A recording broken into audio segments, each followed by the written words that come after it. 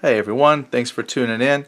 I recently started my journey into ESR Napoleonics, and now you can too. So from now until September 13th, the Wargaming Company has given us a special 20% off discount code for any starter box purchase that you make. So go to the Wargaming Company website, apply the code, and you can start your journey as well. Thanks for watching everyone. Bye. Here we are going to play an intro game of ESR. The order of battles that we're going to use are based on the intro scenario provided in the Complete Player's Handbook. In this case, we are going to have the Russians fighting the French. And in our scenario, we have a force commander, Revesky, and 3 formation commanders. 2 infantry heavy formations and an advanced guard formation with a combination of Jaeger infantry and Hussar cavalry. Each one of these is representing a separate battalion. Some of the battalions, or some of these formations are regiments with 2 battalions or regiments with 3 battalions.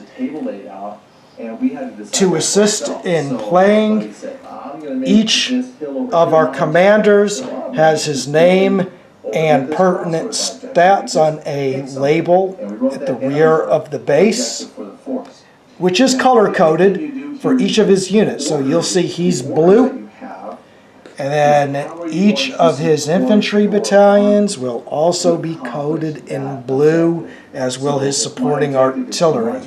So we have blue, we have red, we have green.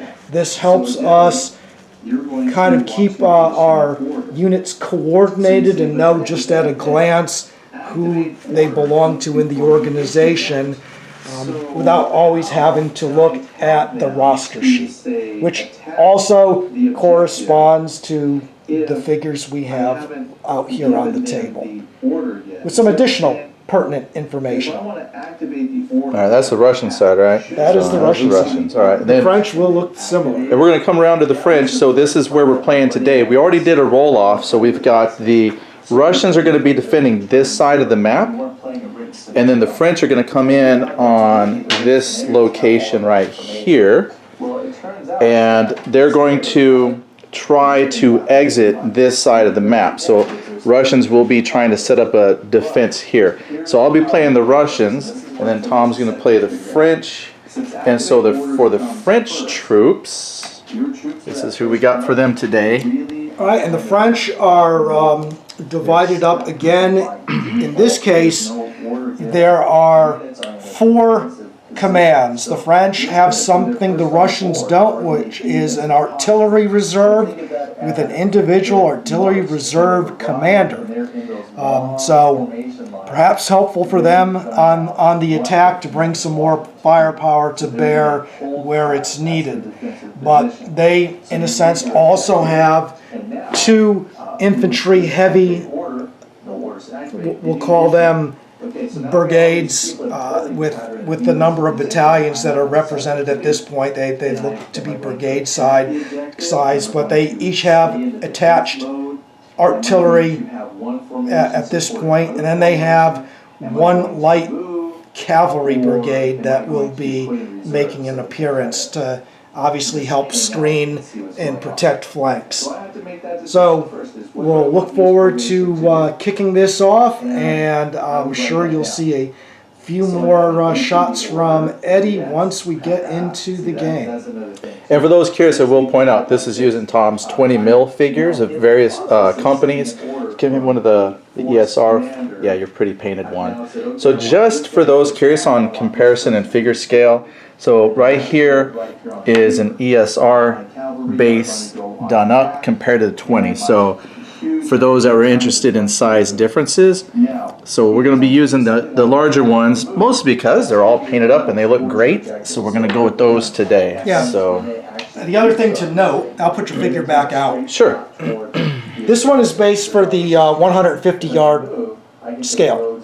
Yeah, that's true. These are set up for the 75-yard scale. So you'll see they're approximately twice the size as they should be. Because we're going to half the yardage in the game, so it should be twice as big.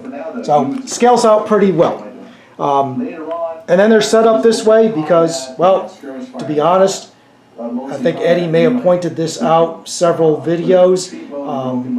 I have figures that were based for Napoleon's battles.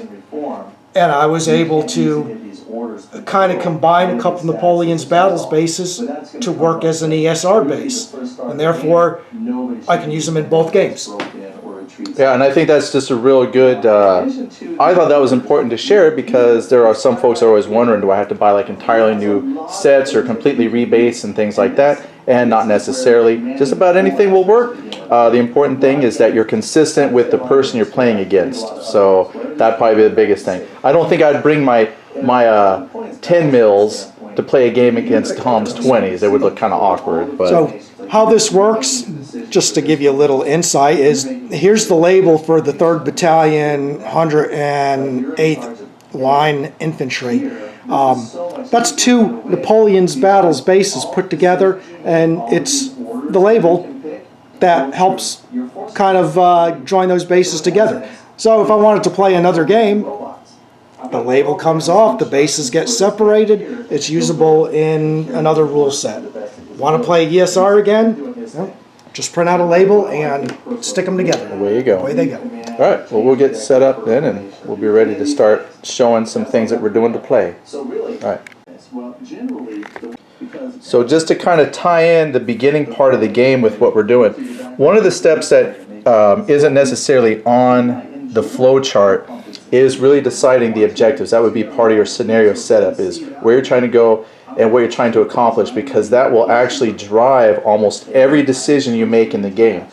For instance, with the Russians defending the exit here off of the east, we've decided this is the east end of the map, my defend orders for this crossroad are going to let me kind of move my people towards, and when they deploy, it's going to be all within this area where I can set up and then I can attack from there if people get it within range, or shift to defend how I see best to cover this crossroad. So that's very important to me. The thing is, I cannot move forward to engage. This is going beyond just tactical level, so I'm not going to be able to just say, you know what, I'm just going to start moving forward to attack the oncoming French.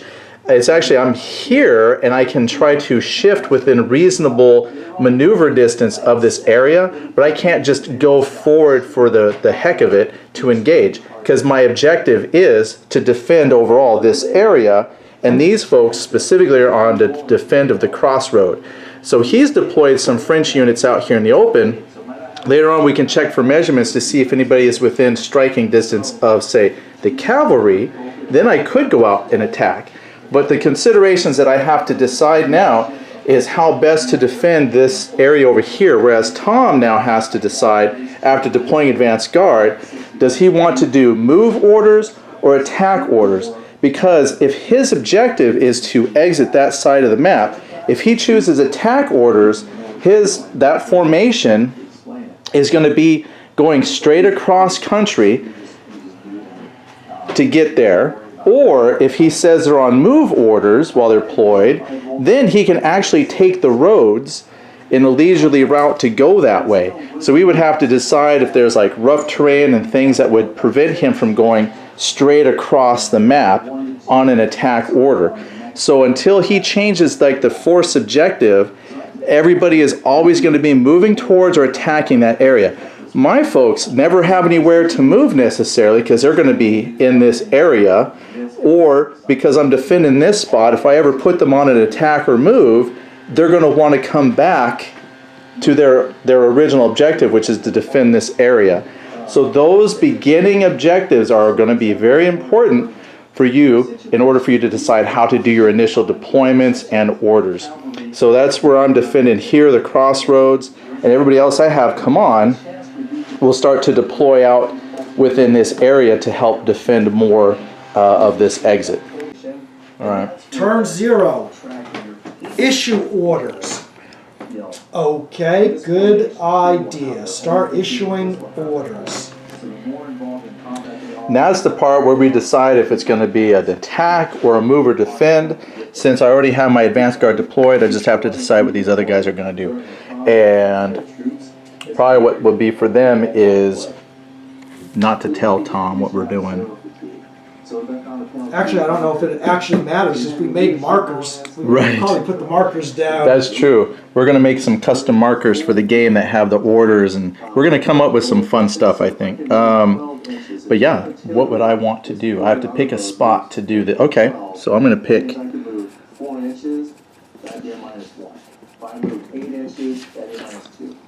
Well, I think I got to get there before I can actually say that. So we'll do. Yeah, I think you're going to have to start on the move. I think we have to start on move. You got to come I got to get onto the board, onto the field of battle, so to speak. and then we can deploy and get into a thing.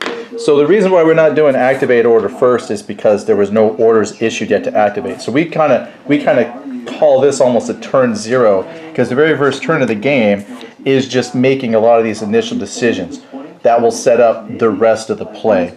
So our orders won't actually kick in yet. So I've issued them. They don't even have them yet technically. They're en route through their adjutants and messengers and things like that. So we've made those decisions, but now we can check for leader actions. And there could be, I don't have any leader actions I would want to do.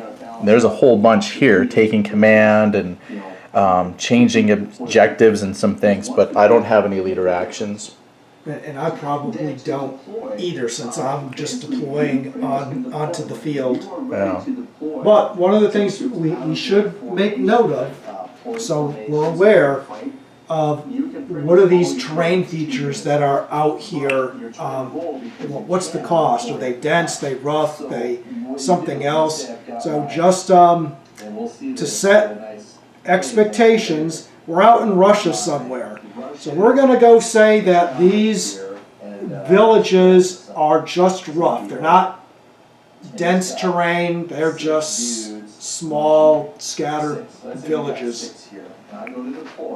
Just rough. The woods, the same. We'll keep the woods as just rough, which would also apply for crossing, like, let's say, significant deep hedge or tree lines.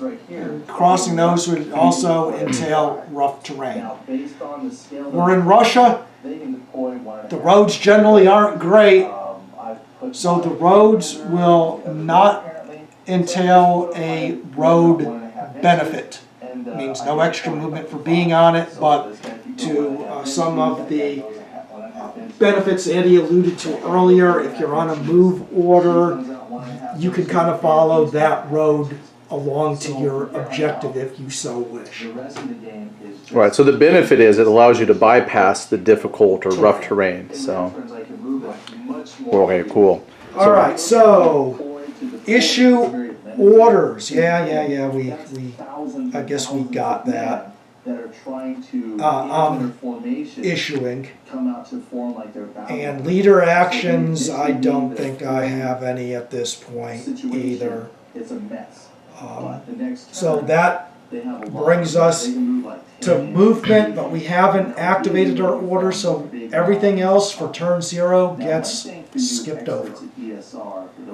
Yeah, you could, if you had to, depending on deployment, you could, but we will probably just kind of blaze over it because a lot of it we don't have anything. But you could still check for order conversion, because after the deployment, if we had things close enough for a full movement of cavalry, they could go from defend to attack.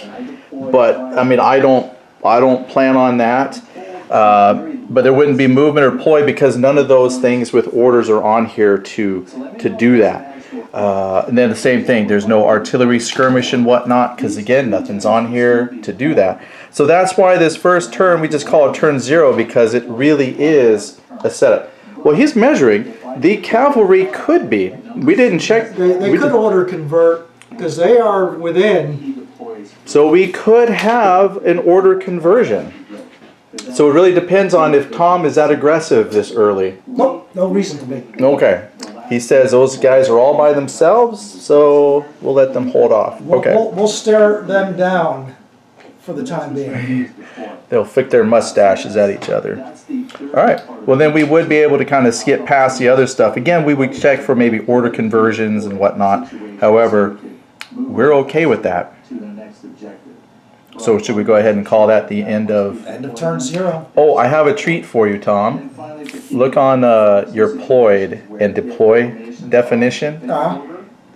And, oh, wait a minute. Oh, here it is, down here, results. The last unit is automatic, as is artillery transferring to a deployed reserve. Dave pointed it out to me. We were wondering where we heard that before, where the last unit would deploy, and I couldn't find it in the book. I didn't think to double and read both sentences under that section down there, but that's where we get the last unit pops out for free, and the artillery goes to reserve. It was on the sheet, not the book. I'm still looking for a superior vantage point. Yeah, On that one yet. that one's in scenario. He did say if it's called it's out, scenario. It's but I just haven't seen it yet. Seen it So in the actual rule. it's elusive. The elusive superior vantage point. Well, We could make one, you in theory could have some here because of the way the ridge line right? You want to make is set one? up. I don't really. We didn't really think about it, Let's but you not could. bother with it. Right. The elusive superior vantage point. We should make a badge out of But that in one. theory, there probably are some. If Yeah. somebody was sitting up here or someone was sitting on that ridge line and can see most of the field. That's a t-shirt idea for you, David. Make a shirt that's got the penguin and superior vantage point, and then we could always find it at a convention or something. Okay, so we're going to be happy and call that the end of that turn. Now, one thing I'll point out is I'm currently looking at my 150-yard scale sheet. I could Or grab... 75 yards, yeah. Right, I got my... I'll just double. Right, I just got a double. It will work, because we're playing in the 75. Okay, so we want to just say we're going to do that turn and skip over now back to official turn 1 that has everything, possibly? Turn 1 it is. Okay. Turn 0's done. Yep. So, And for clarification, there is no official turn 0. That's something we like to do because that made sense to us. Okay.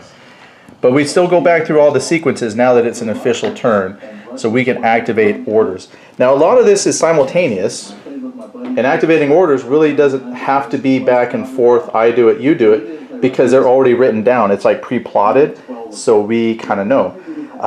If we have the little order tokens and things like that on the board, we could maybe flip them and impress our opponent with our subterfuge and whatnot. But I'm on move. I am on activating orders. Right. Because we got to activate. Oh yeah, I have move orders is what I've got for activate. Yeah, but we're on. We assigned a force objective, and Right. each one of the formations is given I call it a force, Which we wrote here. He's got a spot for us to write that. an order objective, I guess, is what. So they're probably move or defend or something like that. Right, and mine are all on move. And, well, all our mine are on move except for the ones who started Well, yeah, that one's defend. deployed, which are on defend. And then these are going to come on ployed through a move. And I've got mine set up, so this is coming We on gotta roll for first. that. You want to roll for that? I mean, they got to activate the orders. Oh, They that ain't is doing true. anything until That's the order's true. activated. Which so could- they could be sitting on that road drinking Yeah, their coffee and you're nobody's right. giving them the move out order. We can't forget the order. I was just going to start moving. I just Yeah, assumed you my gotta- people were you that gotta good. activate it. All right, so how do we check that? You might wonder. Easy. And again, you probably could do this simultaneously, but because I'm known to cheat, because I forget things, what I'll do is look at my first group here. So I got Laskovich. He's a leader rating of C. So I look over here to the issuing commander, a C, so that's a +1. And since he's giving that to himself. No, Revetsky Is it- is you. You Oh, did I are say? the force No, I said command- Laskevich. So is Laskovich is the so. division or the brigade. Oh, that's right. I got to send it from Ravesky. That's right. I missed a person. So my guy here. You can say Revetsky is Eddie. Yeah. Because that is the thing you got to remember is you're supposed to be in here. So this is you. I guess I'm not on the board quite yet. But what I do is I'm going to tell that first formation guy to come on. Okay, so that's important. I did forget that. That's why I cheat. That's why I play with Tom. He remembers. So B. So that's a +2. And then Laskevich is the receiving person. So he's a C. Now we skip over the personally commanding because I did not actually attach to the formation. So I'm not personally commanding it. So I'll skip that part. So it's going to be a +2, +1 for Laskevich. So I'm already at a 3. The force commander rating stuff, I'm not changing objective. I don't have the superior vantage point until I have a t-shirt. It's every 12 inches from receiving commander. Well, we're all off the board right now, so we're not 12 inches away. There's no fatigue, no delay markers. We're not within 6 inches of an enemy, and we're not reserved. So basically, I got a +3 to that roll. That's what I count. And you need, yep, 7 or more to activate that order successfully. 7 or more. And if I roll less than that 3 to 8, then it's delayed. It'll happen, but it's delayed. So as long as I don't roll a big old fat snake eyes. So that right there is a 6 plus my 3 is a 9. So they will be able to move. That was good. And so I'm in a similar situation. My force commander is Nay. He's a leadership rating of C with a +1. He is issuing an order to Ledru, however that is pronounced in French, but he is a B with a +2, so combined +3. All the other modifiers are similar to Eddie's, so yep, not a problem. So that means my 1st division, they activated their order. Obviously activating the 2nd division and the division behind him, the roles are all going to be somewhat similar, except so I'm rolling for 7s on everybody behind them. So the reserve artillery is behind the 1st division. He is actually a C to a B as well, so it should be the same. Activate successfully. My 2nd division's behind the reserve artillery, C to a B again. 4, 5, +3, 8. Just made it. I got to do my 2nd, but mine is slightly different because my 1st formation had a C, but my 2nd formation, we were debating how Koljubikin. I'll go Koljubikin. He is a B as well. So that's actually a +2, talking to a +2 guy. So that gives me +4. So that was just a 7 there. That's 11. So both of those orders activate. So we're ready to go. Yep. Everybody activated their orders successfully. So we're going to the movement, turn 1, order conversion. I am not converting anybody's order at this point. All right, and I won't either. Then we can do movement. Movement is simultaneous.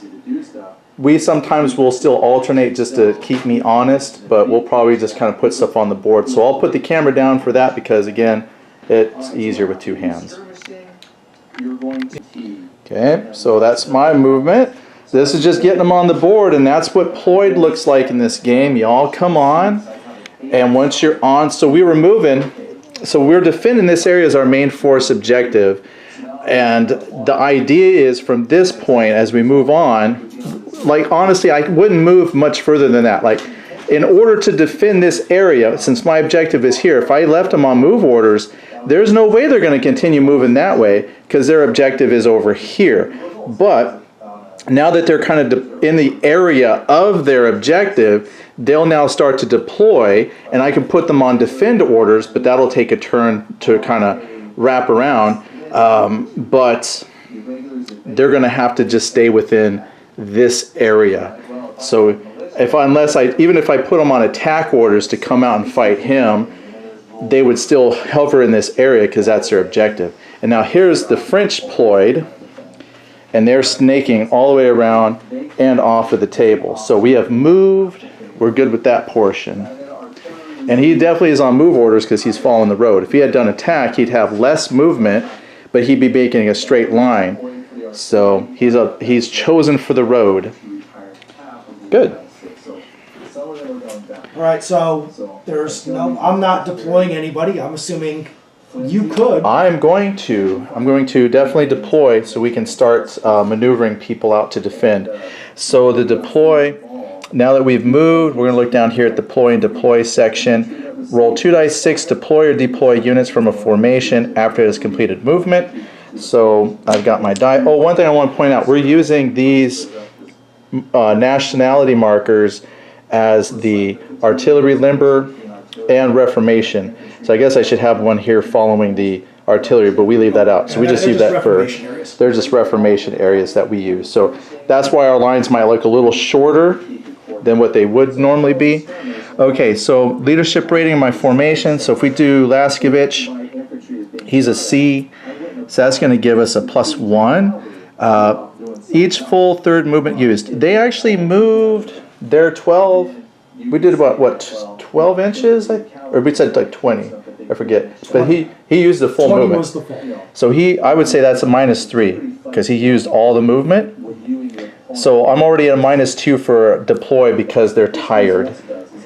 I don't think any of these are guard, and this says French Poles, other French allies, Austrians, Russians through 18. Okay, we're past that point, so I don't get any further modifier, good or bad. They're just still at a -2 right now. And we are deploying into, we said this was going to be rough.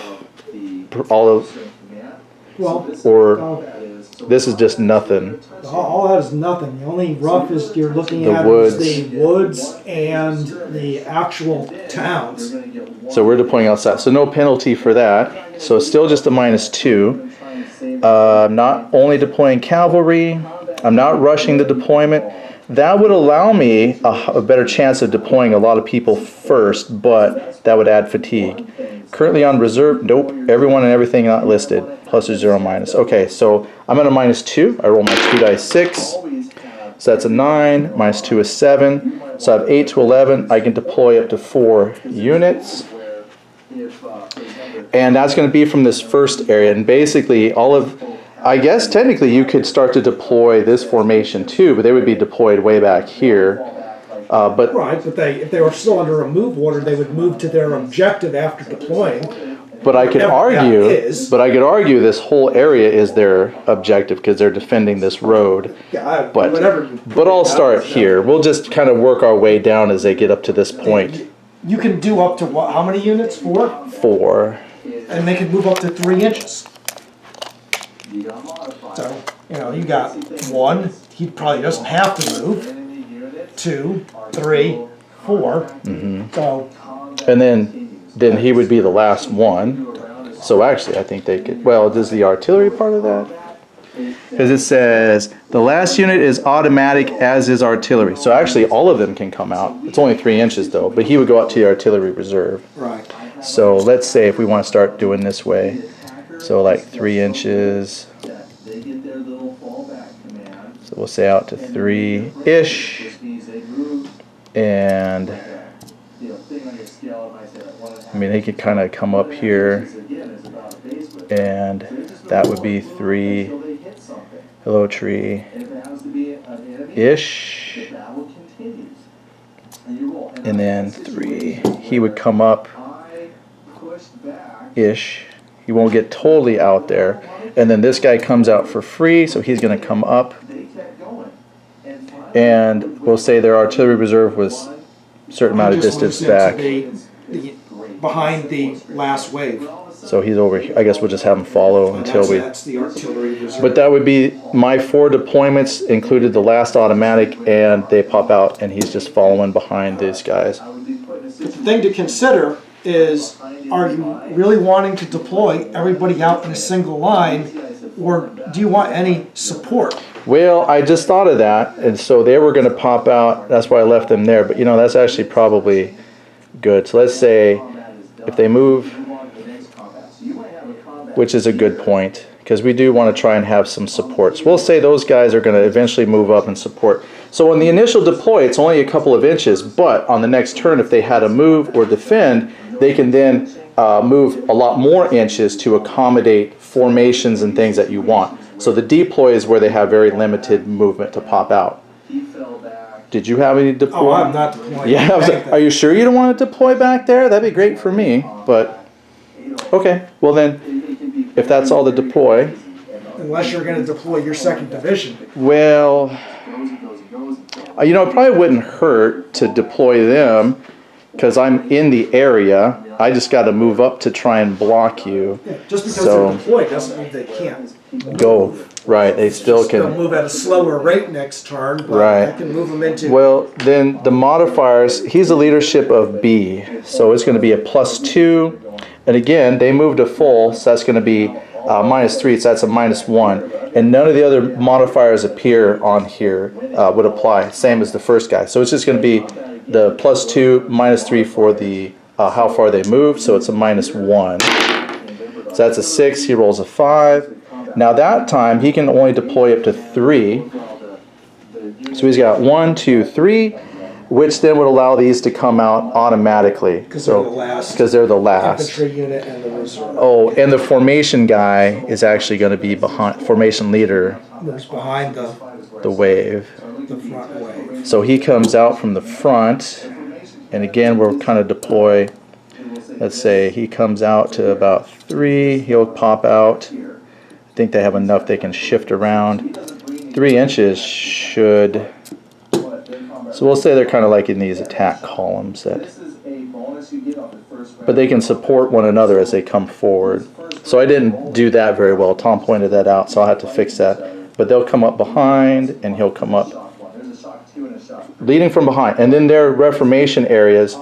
This reformation area is for those guys. Reformation is about like a foot back. So this reformation for them is probably back here. And then I have one more which will be off the map for a while. It's back here somewhere. Okay, we're deployed. All right. So, fatigue recovery, got none. Artillery and skirmish, yeah, nobody's in range. Order conversion. Do you feel the need to convert some? Nope, I don't feel the need for speed yet. You're coming to me. I don't feel the need yet either. All right. I do want to point out, someone in a comment on one of the videos said that from what he knows of ESR, it takes about 2 hours before units can engage in combat. We haven't come close to 2 hours, and we spent a lot of time just talking about the rules, and we are actually, we could attack now. We could have attacked on the last because our cavalry are close enough for order conversion, they could have fought. So yes, there is a little bit of maneuvering because he's got to bring the rest of his stuff up, but it's not going to take 2 hours before we engage in combat. So you're moving a lot of people a pretty good distance, especially at 1 inch at 75 yards. They do get to move pretty quickly across the field. So I don't think ever it's going to be 2 hours before you can start fighting. But the other thing too is that might not be your objective. This is not a tactical game, tactical level. This is a, higher up. So you're more concerned about your objective. So I don't even care if Tom never comes to fight me, that's a win for the Russians. So yeah, take your time. So we're good. Okay. All right, turn 1 done. Done. Turn 2. Activate orders. Well, I got different ones to activate. Nope. Issue orders. I right now have no new orders that I feel like I need to issue. Now, I could think about it to affect the next turn because they're technically still on move, so I could maneuver them, and I might leave that because once they hit their objective kind of a thing, they convert to defend. So, I guess you could say I could be converted to defend now, because again, the idea is to defend here, and they're in the area of the objective that we picked. When we get to the movement phase, the first thing is going to be convert and you would be able to, since you're, I'm assuming, on your objective now that you're defend, Yeah. you know, those guys could indeed convert to defense. And you might say to yourself, but Eddie, you have some stuff way out front, and then you have some dudes here, and you have some dudes here. Why wouldn't they all be up there? Well, you could say that's just defense in layer, speed bump. Ultimately, I don't care how I wear them down. The idea is I want to keep them from getting off this edge. So if they convert to defend, I can still deploy them within the area. So you do get some flexibility, but I couldn't like defend order myself over to his edge just to fight him. But you can, on a defend, still move some troops and rearrange them to meet the oncoming threats. Like I could have them fall back. If I wanted to bring them closer, I could still have them during defend shift so things are closer together if I needed to. But All right, so taking it that you don't have any issue. No. Do you have any leader actions you want? I have no leader actions. I have none either. You sure you have no leader actions? Well, The first one that stands out to me is commit an artillery battery. Well, that's true. See, this is why I play Tom. He knows so much better than me. So with that leader action, it wouldn't be like this guy is getting permission from the formation leaders to commit and deploy. So he's going to say, Eddie, can I commit my artillery somewhere out here? And I can roll for that. And if I successfully pass that roll, I can then check for the second formation. Now, if I commit them, they can commit either limbered or unlimbered. If they're limbered, then they're going to be kind of stuck where they end up. But if you commit them unlimbered, they'll be stuck where they are. Limbered, you can make them gone move. backwards. Limbered, right.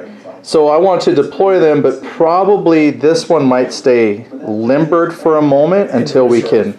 But him, I could probably deploy up to the front in that unlimbered spot to shoot that side and then move these guys up to support that flank kind of a I can thing. think of a couple things to do with them. It's like, here's a nice ridge line overlooking most of the field. Someone might have to march down. So that might be an opportunity, but I don't know. That's like, maybe you don't want to be here. I mean, the range of that artillery is only out that far. So is that really Right. where you want to be? And still, I mean, even here would still, I think, be kind of viable because you're 45 degrees. I'm covering Yep, past the could town. be. Yeah, we'll see. This is why I like to play Tom. He understands this stuff much better than I do. So we'll go ahead and make a check for that and see if I can deploy the first division stuff there. But so leader action is going to be pretty much the same thing. Find the applicable action you want to do. Look at the applicable modifiers. So that's going to be, that's the force commander, again, giving the order. So my force commander, Ravsky, is a B. So that's +2. The receiving guy is a C, so that's +1. So I'm at a 3. We're not changing objective. I don't have superior vantage point. I'm not 12 inches from the receiving commander. Nope. And no fatigue, no delay. So we roll. So I'm at a +3. So that's a 7 right there. +3 is 10. So I can pop them out. And he can make a full move up to a And I full think move. it's like 10 inches for artillery. Well, you know, remember. But I can double, so 16. So 8 on this chart. I think you're going to move at a deployed. And it says my artillery would be 8. So that should be 16 inches. Is that what you? You know what? You want to hand me your chart? 15 inches. Here, hand me yours because Here's one of the 75. I'm not good at math. So even though it says 8 on mine, you've already done the math part out. And this 15. So we'll go 15. Could. I might not need it. He's well within. So I mean, if 15 will stick him way out here. So if I want, I think the operative is he can move up to a full move when he's coming out of the so what we'll reserve. probably do, because I want to move some people over this way, but I'll go ahead and put him here first. And what that will Are you do, moving him and Yeah. unlimbering, so he's he will unlimber, so he is set. So I'm going to block off this 45-degree area with artillery to bypass my troops, the town, So to cover this approach, and then eventually I can move some folks over this way to protect that approach as well. Yeah, and then we'll wait. Well, yeah, I can try and pop him out. Now he would come out limbered, so he could still move. But it's going to be the same process. I have a overall leader is Rabsky is a B. The receiving guy is also B for this one. So that's actually going to be +4. And that's a 7 + 4 is 11. So he can pop out, and he will go up alongside these folks, but he's going to stay limbered. I'm getting the terms down. Limbered. Right. Then he can move with them. Then he can move. And I think the benefit there is, since you've committed him and successfully rolled, when he gets to where you guys want to be, you can move him up there and unlimber him without having to do any other rollings. I think so. You're not committing him again. He's Right. He's already there. Already said. The guy already said, "Hey, Eddie, can I get my artillery out of the reserve?" And Eddie said, "Why, yes, you can." But Eddie didn't tell him where to put it. He just said, Right. "You can take it out of the reserve." And now that leaves it He'll have to decide up what's to him best. where it's going to Yep. unlimber. Yeah, it's almost like a role-playing game. You're in charge, and these other guys, you're rolling them to make, to see if their requests come through. But you're ultimately deciding kind of yes, no. It's kind of fun. All right. Well, I think that takes care of it. It looks like an observer. Sakata decided to come by and see what's going on. Oh, man. Hello there. Oh, these things are ugly. I don't know how many of y'all watching this live in Tennessee, but these things are not attractive. And you probably can't see with the sun, but that is not a pretty looking anything. Reminds me of that movie Starship Troopers kind of looking junk. Okay. All right, so you had leader actions. No. Both of them were Oh, yeah, I successful. did those, yeah. Which So means I could do you more. can continue to do more. Or if I had failed, I could do some actions that don't require a roll. There are actually some that don't require a roll, but I don't have any of those, so I'm happy. And I have no leader actions at all. You're on order conversion, and I would assume the first thing that has to happen is you've reached an objective with the 1st Division, and that order would be converted to a defend. So they are converted. So I will convert them. So again, I don't do things well with one hand, but I'm going to say for the 1st Division, I'm going to convert them to defend. And I'll show you why that will be important in about 2 seconds here. Okay? That's my one conversion. Do you have a conversion? I don't have any conversions at this time. And now it goes to movement, and obviously the guy who converted to defend can move around within the confines of what his defined force objective is. So you got some moves you can do. Which up to and includes the original deployed advanced guard. They're on defend. So now that we have folks coming up, I mean, I could, this might not be the most strategically, but more for just to play the game. Like I could say, you know what, let's go ahead and put these fellows up here, because that's well within their 16 or so inches that they could move. And it will allow me to set these guys up to support. And that would be important because there are some roles when we do like combat, for instance, where the results will depend on if it's supported or unsupported. And supported means you have someone behind you. So I think we played it where, since it overlaps about equally, that he's supporting either them and they're supporting both of that. Then the formation commander is going to come up behind them. Artillery is already there. Their reformation area is now going to be approximately a foot back this way. So this is where they're going to retreat to. I could, at this point, shift them as well. I could move them back a little bit closer if I needed to, or still leave them as a road bump. I don't know, I might leave them. Now, moving is simultaneous, so Tom's moving his stuff because it's simultaneous. So I'm going to go ahead, and since these guys are deployed, I'd have to look at my deployed movement rate. Deployed infantry is about 15 inches. That's still quite a bit. So if I whip this ruler out here, And no, I'm not very good at this with one hand here, but to give you an idea, I can move approximately, and what I'm going to do is actually deploy up in this area, again, just so I'm flanking either side of the road and that little village there. So I will go ahead and stop filming and move those people. I'm at ploy and deploy. Okay. And I think in my first division is going to start deploying out. Okay. So as I come Another around, full move on that road will put me a little bit too close to the Russian advance guard. yeah, And I might as well try to deploy out. now would be the time to behind deploy. the protection of And our that cavalry. is definitely something we've learned from previous games. You want to deploy a little bit out. Yeah, because if you move up too close, you're stuck. So all my deployments and all the moving I've done in that deployed, if you will, kind of area is all here. So we can continue to move around to cover areas. But yeah, he has to convert to a, well, he's going to deploy and still be on a move. But this will slow him down, but at least put him in some kind of combat fighting ability. Otherwise, you know, he would suffer a lot of consequences if he left his people deployed and we got close enough to fight. All right. Ledru is a B. So he's a +2. He's got no fatigue. He did use all of his movement, so that's -3 +2. So he's at an overall -1.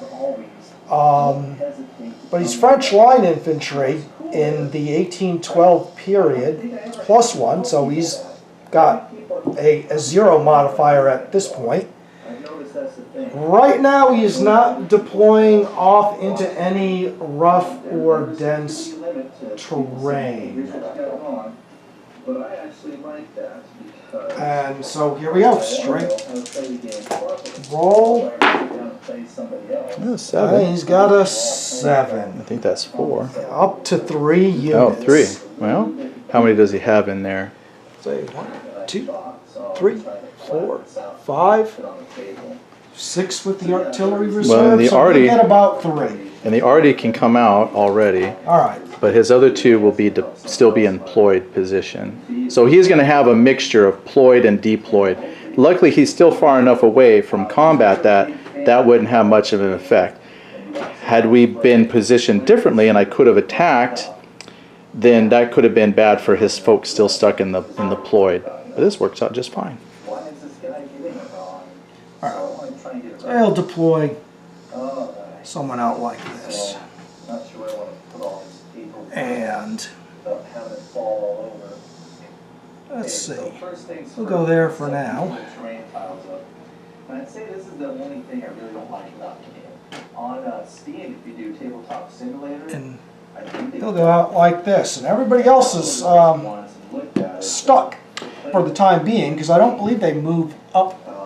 They're not deployed. They don't come up behind them. That'll have to be something done on the next move. Do you want to deploy from that formation? Oh, heck no. I'm okay if you do. Nope. Nope, that's So fine.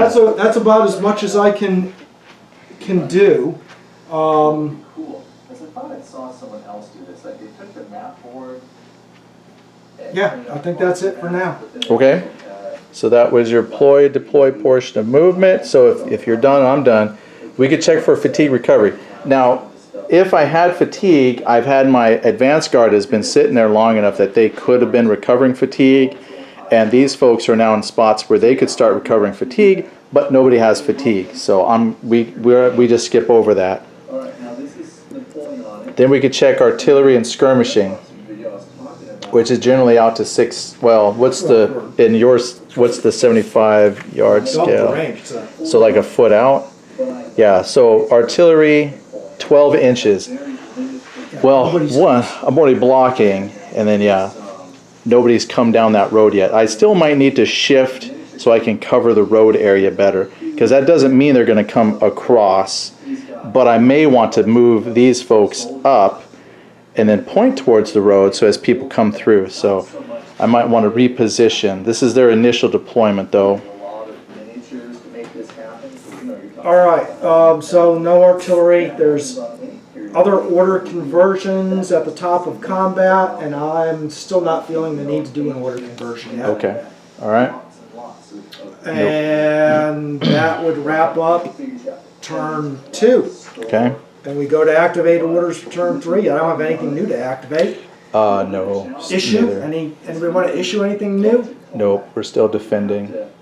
Yeah, I don't think I want to issue anything new yet either. Same thing, I guess, if you play like Clans of Leader action. I Okay. do have one. Oh, you have one? Okay. Go ahead. Because I want to get, well, here's the question. I don't know if I can do this yet. In theory, my artillery's not, he's still deployed. He hadn't rolled to get out, so he's not in the artillery reserve. So I don't know. I'm thinking at this point, he's not yet ready to do a leader action and commit him out because he's still in that march column. Well, I think you can because when you're deploying, it does say the last, or you're saying that comes, yeah, I wonder if that freebie artillery Yeah, I think he's, since they're not, is possible. they are not deployed yet. I think I was it's not possible. But I thought they to take could him out of because that they're march not part of the infantry, since they're kind of their own thing. They would still pop out to the reserve because that's a free pop. They're not there yet. Not the Okay. whole infantry's not even deployed yet. Well, yeah, but the artillery does their own thing. They got horses on them. I'm thinking until that unit is up, the We'll go with artillery is that. still in column That's behind fine. it. We'll go with I that think I'm going to then. go with that. for Okay, now. that sounds good. Someone can let us know if I'm right. I like to be right. Tom's always right. I'd like to be right on one of these though. So if artillery can pop out early, that will be a big tactical decision for later on. But we'll go with that for now. And They I will think I'm come going to out. go with until it's deployed. And he's usually right, And so it's going to be in that We'll go march with column that. down the road. which is actually fine for me. So I don't know why I would argue with that. Yes, Tom, they're stuck there forever. For now, I mean, Yep. Okay.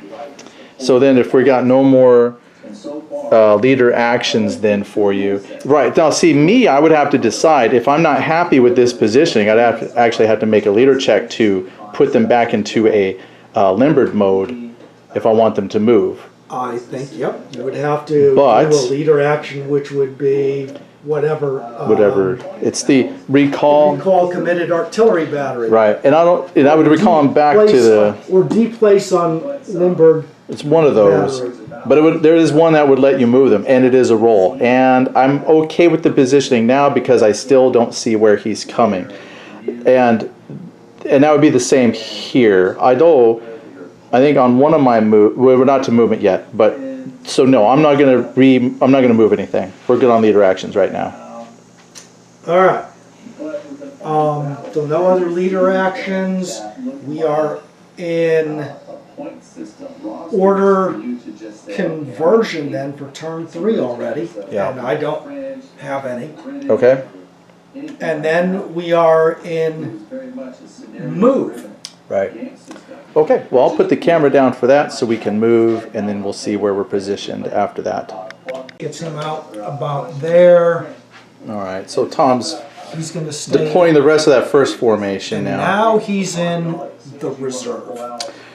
So my thought is I took my advanced guard that was here, and in defense of the crossroad, one could argue, or maybe not argue, but my thought was, since I'm defending the crossroad, what I did was I shifted them over here. That is kind of away from where they were, but I was thinking it's still defending. They're still defending. I didn't move them forward. I'm not moving them back necessarily.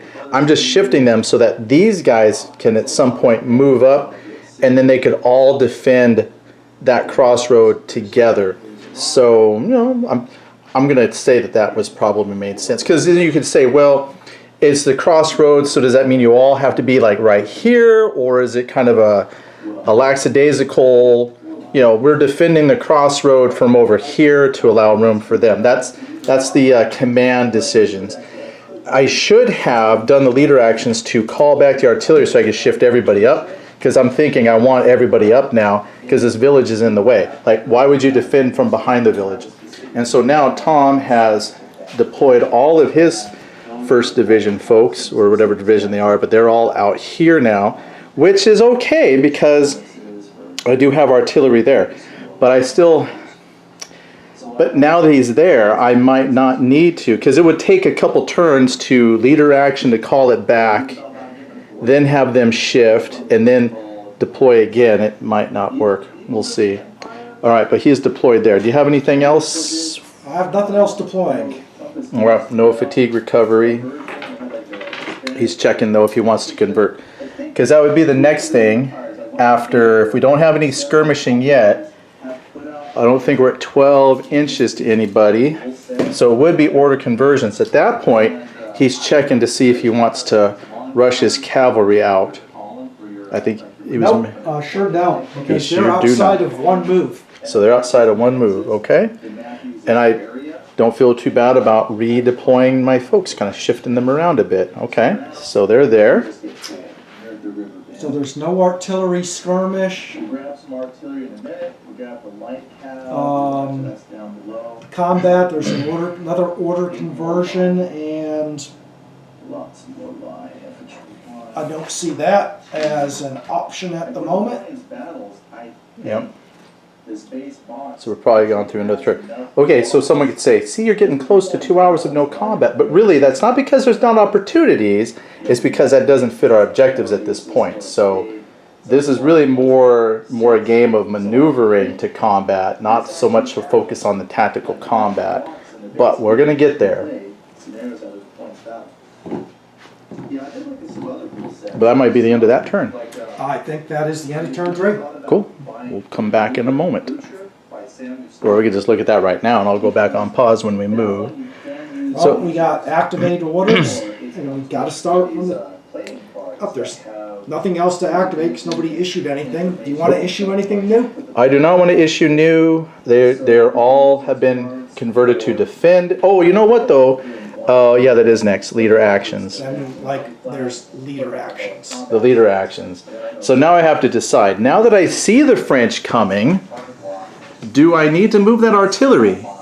I would have to wait to see where he's coming, because if he moves to the front of the village, the gun is not in a good spot. If he just continues moving forward, then the artillery is good for a moment because I can clearly see people. I just can't reach it. So it really becomes, do I want to leader action them, recall them back, and then take a whole turn to move? See, this is the bad planning on my part. I should have made sure that's exactly where I wanted them to be. I like defending that area, but again, it might not be the best spot. The infantry portion could move. So let's go ahead. Let's be bold. It's like, oh, we see French? Yeah, let's move the guns. Let's move the guns. So I'm going to recall them. That way I can better position people on the next movement cycle. All right, so let's determine then what is the difference between recalling the committed artillery battery or displacing an unlimbered battery. We'll look in the book and find out. Okay, so we're going to check for a leader action. What we're going to do is, we've discussed it, is because I want to shift up here in my defense of the crossroad, I'm going to roll to see if I can displace the artillery, which will put it back in a limbered mode. Aha, I got it. And when I get there, they'll still be limbered. And what we're going to say is on the next movement segment, then they would unlimber, because we didn't see anything that said that we need an extra roll because they're already committed. I'm just simply shifting them with their people. So we're going to say that once they get around to the next movement, they'll go ahead and unlimber. But first we got to decide which one to move, because if I fail that roll, I can't move the other one. So we're going to start with this one. We're going to start with this one over here because that's my better leader. He's a +2 commander. So if we look, Ravsky is a +2, or I should say Eddie is a +2. The receiving guy is a +2, and they haven't moved. And there's no other applicable, no fatigue or delay or anything like that. We're not within 12 inches of an enemy. So we're just going to have a +4, 7 to be successful. Well, it's a good thing we got that +4, we said, because that right there is 4, +4 is 8. So that was successful. The other guy is going to be the same thing, except he's a C. So it'd be +2 for me, +1 for him. So that's going to be a +3 on the roll. and they rolled a 6. Thankfully, it's a +3, so that's a 7. So it won't be delayed. He'll pop out now. So that would be my 2-leader actions to get the artillery repositioned when we move in the movement phase. All right, so they limber up. They limber up, so I'm going to flip them around so they're ready to go. Apparently it takes time to limber up 6 artillery guns with all the supporting horses and material and ammo and... They're Russian batteries. They're 12 guns apiece. Oh, 12. So apparently there's a lot of guns there. So you figure 6 or so horses. We were talking about, I didn't think about that. You see one, but this represents, you know, that's 12 guns, Right. 6 horses So per. I want to It's a commit lot. an artillery Oh, battery. he's committing his. So I think you're what, a +3? We rolled a There's 7 a anyway. 7 anyway, so, So you're- there's no real negatives. No, and- not yet. So he's popping his out So I'm committing it, but I'm committing it and keeping it. because he's going to move with it. 'Cause, Got to move closer. Some movement. Yeah, they don't shoot that far. They shoot pretty far. All right, that's all That's the leader action. that's all leader action I got. For a while. Yeah, 10 or so. And I don't know if I've got any other leader I feel like this. action. So, Yeah, we're not. Yeah, I don't think so. We don't have to Now, what makes this Napoleon rally anybody or anything. Well, first of all, what I did Okay. for simplicity, Okay, so then we're going to go to Movement, order conversion, which has which I None. don't have any at the moment. so you know what? Nope. Let's learn the game. neither do I. Then we'll add those in. All But right? I do have movement. Because some of these cards have things that affect. Yep, I got some movement. All right, we'll come back after movement. And here we are after shifting and movement.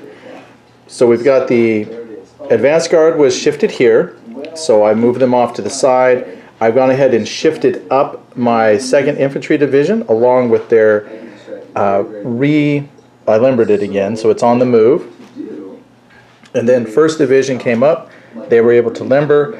So everything is in a new position where I think it would be beneficial. However, after having all that discussion, Tom did the thing that I was afraid would happen. He actually moved one of his divisions up, and now his artillery is still limbered as well. So that's good. It can't help him this fight. But that put me in a position where I was in a spot where I could have used the artillery, but now I gotta wait. So we have to see if we can weather out the combat and see what happens on applying fatigue and things like that. So hopefully we can still use the artillery. We won't lose it right away.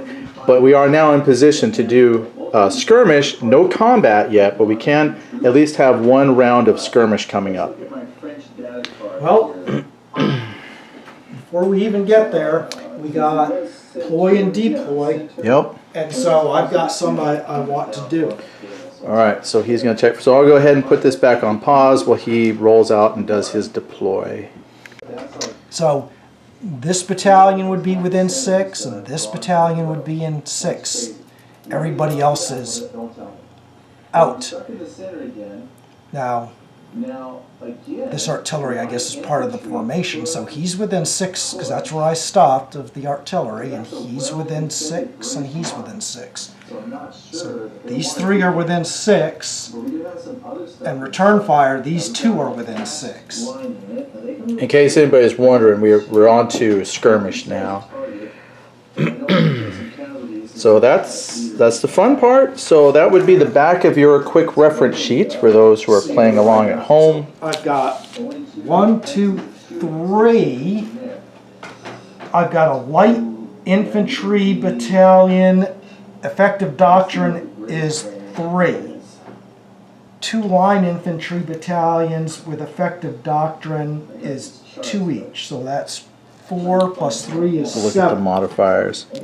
Now that's important because some of these are going to be listed as effective doctrine for skirmishing or ineffective. And Tom's got that labeled on here with a skirmish doctrine area. So my 1st battalion, Laskovich, and this is my Laskovich. So I got some effective doctrine too, and that's what he's looking right here. So his light battalion is a +3, and then his lines are +2, and then based on, and how many did you have? You're up to how many? I had +7 with Okay. 2 lines and 1 light. Okay, so 2 lines on the light side would be Oh, yeah, plus 7, because plus 2 and 2 is 4, plus 3 is 7. Great. And now, if there was no other, do you have any rifle companies listed? Nope, I got nothing else. I think Nothing that's- else. That's all it. So all you gotta do now is roll 2 dice 6. 6 plus 7. That's great. That's 15. 8 And that's a group of 10. So there Yep. will be an assessment. And that's the goal, is when we get down to assessments, for every, well, you need a 10 to force an assessment check. There's bonuses on the assessment we'll check. But now, this fighting is simultaneous. I got to check for mine. Now, this is my Laskovich, so I have to look to see who's who. So that's the 1st Battalion, 2nd Battalion, He's not in and range. he's in, so he's already measured, so I got Yeah, these are the only two. 2 in range. All right, now I've got 2. Now you were doing basically across the frontage. It was fine. It's not split, but well, I guess mine would just be. It was against these 2 here. Yep. But All right. doesn't matter. It's against the formation. Yeah, but those are both 1st Battalion. That's my Murmansk line, so it's only 2 of those, which is fine. And then they've got 5, Well, no, but that doesn't not matter that. because I gotta look here. So I just gotta look to see if they were Just looking anything. at line infantry, There's just line, so there's effective nothing. doctrine. That's what I was looking for. They are effective, so it's only a line, but it's only 2, so I get plus 4. Yep. Okay, so I'm gonna roll my 2 dice 6. Yeah, the assessment and some combat, that other stuff will matter. So I'm gonna add plus 4. So this is 9. Oh, No assessment. But you can roll for a leader fate because we both have leaders within yeah. firing range. So snake eyes. I think it's snake eyes for Snake either of eyes. us. No, I have to worry about a Now, do leader I get fate. snake That's eyes? the only one in No. range. Now, the reason why that's bad for me is because I failed by 1 point to trigger an assessment. What that will do, the assessments could be, you know, adding fatigue or something like that. So my folks have just run up and they're just shooting off into the air. But he has triggered an assessment. So first we checked for leader fate because that was after shooting and artillery and whatnot. We didn't check artillery because all of our artillery is limbered. So now we do assessment. I have to make an assessment check because he did do 10, what was it, 14? 17. So, but that's a 10. You'll see how that is important here in a minute. So my leadership rating for that commander, that's the formation commander we're checking, right? So Laskovich is a C. So that gives me plus 1. I'm not outflanked. Per 10 points of artillery and skirmish. So he did 17, so that's a minus 1. So I'm at a bonus of 0. I have not had any losses this time. That'd be for combat. No fatigue yet. His enemy battery is not deployed. My friendly is not deployed. We're not firing intensely. We're not any brittle. Oh, we do have a stoic, though, on one of these. Yes. This group is stoic. If you are defending, We are defending, so I guess that's a plus 1. So I'm at a plus 1 to my roll. We're not retreat or any other status. We're not in a town, yada yada. So what I gotta do now is roll 2 die 6, add my 1, and we'll apply the result. So that's a 10, plus 1 is 11. that's good. No So 10 or more says no effect. So that's why failing by 1 is important, because I could have forced him to roll, and then a lot of these results are be adding fatigue. So basically both sides have come up, and you could say in the heat of getting into position, firing was ineffective. And that's all the skirmish. Done. That might not seem like it takes a whole lot to do, and it is pretty quick, but I like that we're both involved. It's almost like opposed dice rolls. But combat, if you're looking for something real nitty gritty, when we get into combat, that actually has a little more meat to it. So skirmish goes quick, and we don't have the cotton. All right. So that was skirmish. Did leader fate. I'm just thinking ahead, let me double check that. Did the assessment. And I just double checked, we can't shoot through units. So Order conversion at the top of combat. I could maybe have a clear I don't sight Okay? to, have any. the French line here. No resolution. No res. There's no assessments. And order conversion at the bottom of combat. Ta-da. Is none of that. Right, and if you're go wondering, turn 4. an example would be, again, if he wanted to have his cavalry convert to an attack, or me, But yeah, we're not doing any of that. Too far away. Top of the turn. Okay, so now That's true. the And they're on defend. Oh, I don't know what they are. They must be on defend. That's why I'm. French just finished. Oh, we're not too far away now, but probably because of those moves those slides that you made. But nope, I still don't want to convert. But I do want to get another drink. All right. Well, we'll pause here for a moment. Survey the battlefield once. Decided that Yeah. once they were committed, they made that roll, and now they moved them. So I don't have a leader action for that yet. So that was a debate we had. Well, it wasn't a debate, but we double checked. And our interpretation now is when deploying a page, whatever it was, whatever rule section, we read it and it does say when you deploy, it does say artillery just can pop out automatically to the reserve. So he's actually got that section of 2 artillery. So that was the question is, do you roll to deploy? But since the artillery comes out, basically it seems like all he has to do is move them to where he wants. I got a roll to commit them. But to commit them, that's different, right? So they're in their reserve, but he does have to roll to commit, but he doesn't have to roll to deploy. Now over here, we came up with these ones that are tagging along. They're attached, but he's not he's limbered. I'll get it.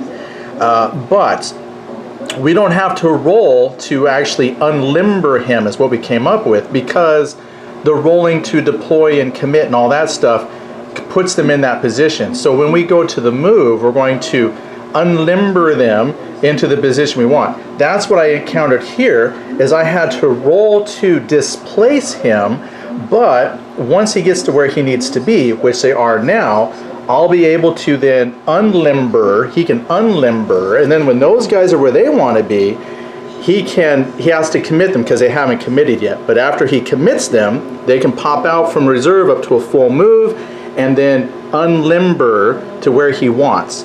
That's how we're doing the artillery. And we're happy with that. So yeah, no leader action unless you want to commit. No leader action yet. I think I do want to commit the artillery out of that reserve. But that's the leader action. He's going to commit. And so I've got 2 batteries there. And Nay, who's a C, is telling this, I have an actual artillery general. Oh. Who is a B, so that is a +3 overall. So his Nay is 1, artillery guy is 2. No fatigue on any of that artillery. No. Nobody's still within a foot. None of those guys are within a foot of any enemy. Every 20, I don't think I think you're still within 24 inches of the overall commander there. You're like 8 inches or so. And it is committing artillery battery from the formation. Well, the whole formation is a reserve, so it's committing it from the reserve. So you're at like a +5 right now. Yeah, I'm at a +5. So battery number 1, I'm committing that bad boy. Right, which, I mean, even if you roll a snake eyes, they're coming out. You rolled a 6 plus your 5, 11. All right, so they can make a full move. Just might as well roll for the other guy too. And that way you know. And they can full move and unlimber. Yep. And he's going to roll, it'll be the same roll for the other one, and he can make the roll because he passed. And 3 plus 5 is 8. They just still an 8. it. So, but again, even if you rolled snake eyes, they'd still pop out successfully. So yeah, he can put them up to 1 full move away to wherever he's gonna want. All right, so we'll pause while we finish movement and get to the top of the next segment. Batteries out of the reserve up to the front. All right, I brought the camera back because we're now at an interesting decision, which I was thinking for my people. Now, this is a situation that people have asked. How do I attack when I've got enemy units here, but I've got folks here on defend, and I'm at my objective, and if I issue an attack or anything, I'm not moving anywhere because I'm already here. And then he's got, but they're pretty close. I think I'm outside my charge. I'd have to measure. I haven't measured yet. But let's just say, for instance, that these folks are out of range. Even if I unlimber him, it might be 45 degrees, but look, there's no chance of really shooting anybody here. So what I'm thinking is like, okay, I'm gonna have to tell them to do something specific. This would be changing objective for him, all right? So like I might have to say, okay, for this formation of folks, I might have to give them a specific objective of saying we want to attack this area of land. Like that'll be their new objective. And then anytime I issue an attack or move, they're gonna move towards that area and then they can engage anything in the way. But that's a leader action. So I would actually have to, because I'm changing their objective, attach my leader. So he's looking to do some things there where he's going to change their order. So right now they're on to defend, and he's going to change their order, I think he said, to support. Well, yeah, I think the first thing I'm going to do, Nay. There's his Nay. Nay. Rides over here. On the horse. Nay. To the cavalry brigade. Right. To speak directly with Pierre. Which is free. And says, I need you to support, I want to change your not force objective, but I want to change the order you are currently under, which is currently defend. Mm-hmm. And I'm saying, I need to change you to support, I need you to support the Vadru's infantry. So attaching is free. Or I could say I need you to support the artillery commander's battery. Because these are actually two formations. So, but making that order is a roll. Yep. So he's going to roll for that. So I got to make that order. So I'm coming over. I'm a Nasa C, but I'm taking personal command, so I'm getting the C again. So +1 and +1 is +2. The receiving guy, Pierre, is a B, so he's +2, +4 overall. Nobody's got any fatigue. Nobody's within a foot of the enemy. And so I'm a +4. Snake eyes. Yeah, that happens almost. He's last roll. Oh, he made it this time. So he does. He's safe. So that is going to convert from a defend to a support. And specifically, I said support that artillery battery. Now I believe that is going to let him in the move phase. I'm going to be able to move that cavalry behind the battery or to the side of the battery as I see fit. Right. So he'll be able to close up the distance, and then if Eddie decides he wants to get a little creative and come out of his defensive line, I'll have cavalry hopefully in position to take care of that. All right, so now I am going to abandon personal command because I successfully did what I wanted to do. That's a roll. Abandon is not a roll. Oh. Abandon person? That is a roll, yeah, because they got really good tea and crumpets. Yeah. Or a good horse meat, depending on the year. It would only not be a roll if they're retreating or right, but yeah. So they either got good fine wine and women or something. And he makes 4, that. 5, 6. I I'm got sure. a C, which is a +1. So that'd get him to 7 if that was all. Plus, it would be to himself, which would be another plus. Right. Yeah. So he abandons. He's like, great, I'm out of there. What next?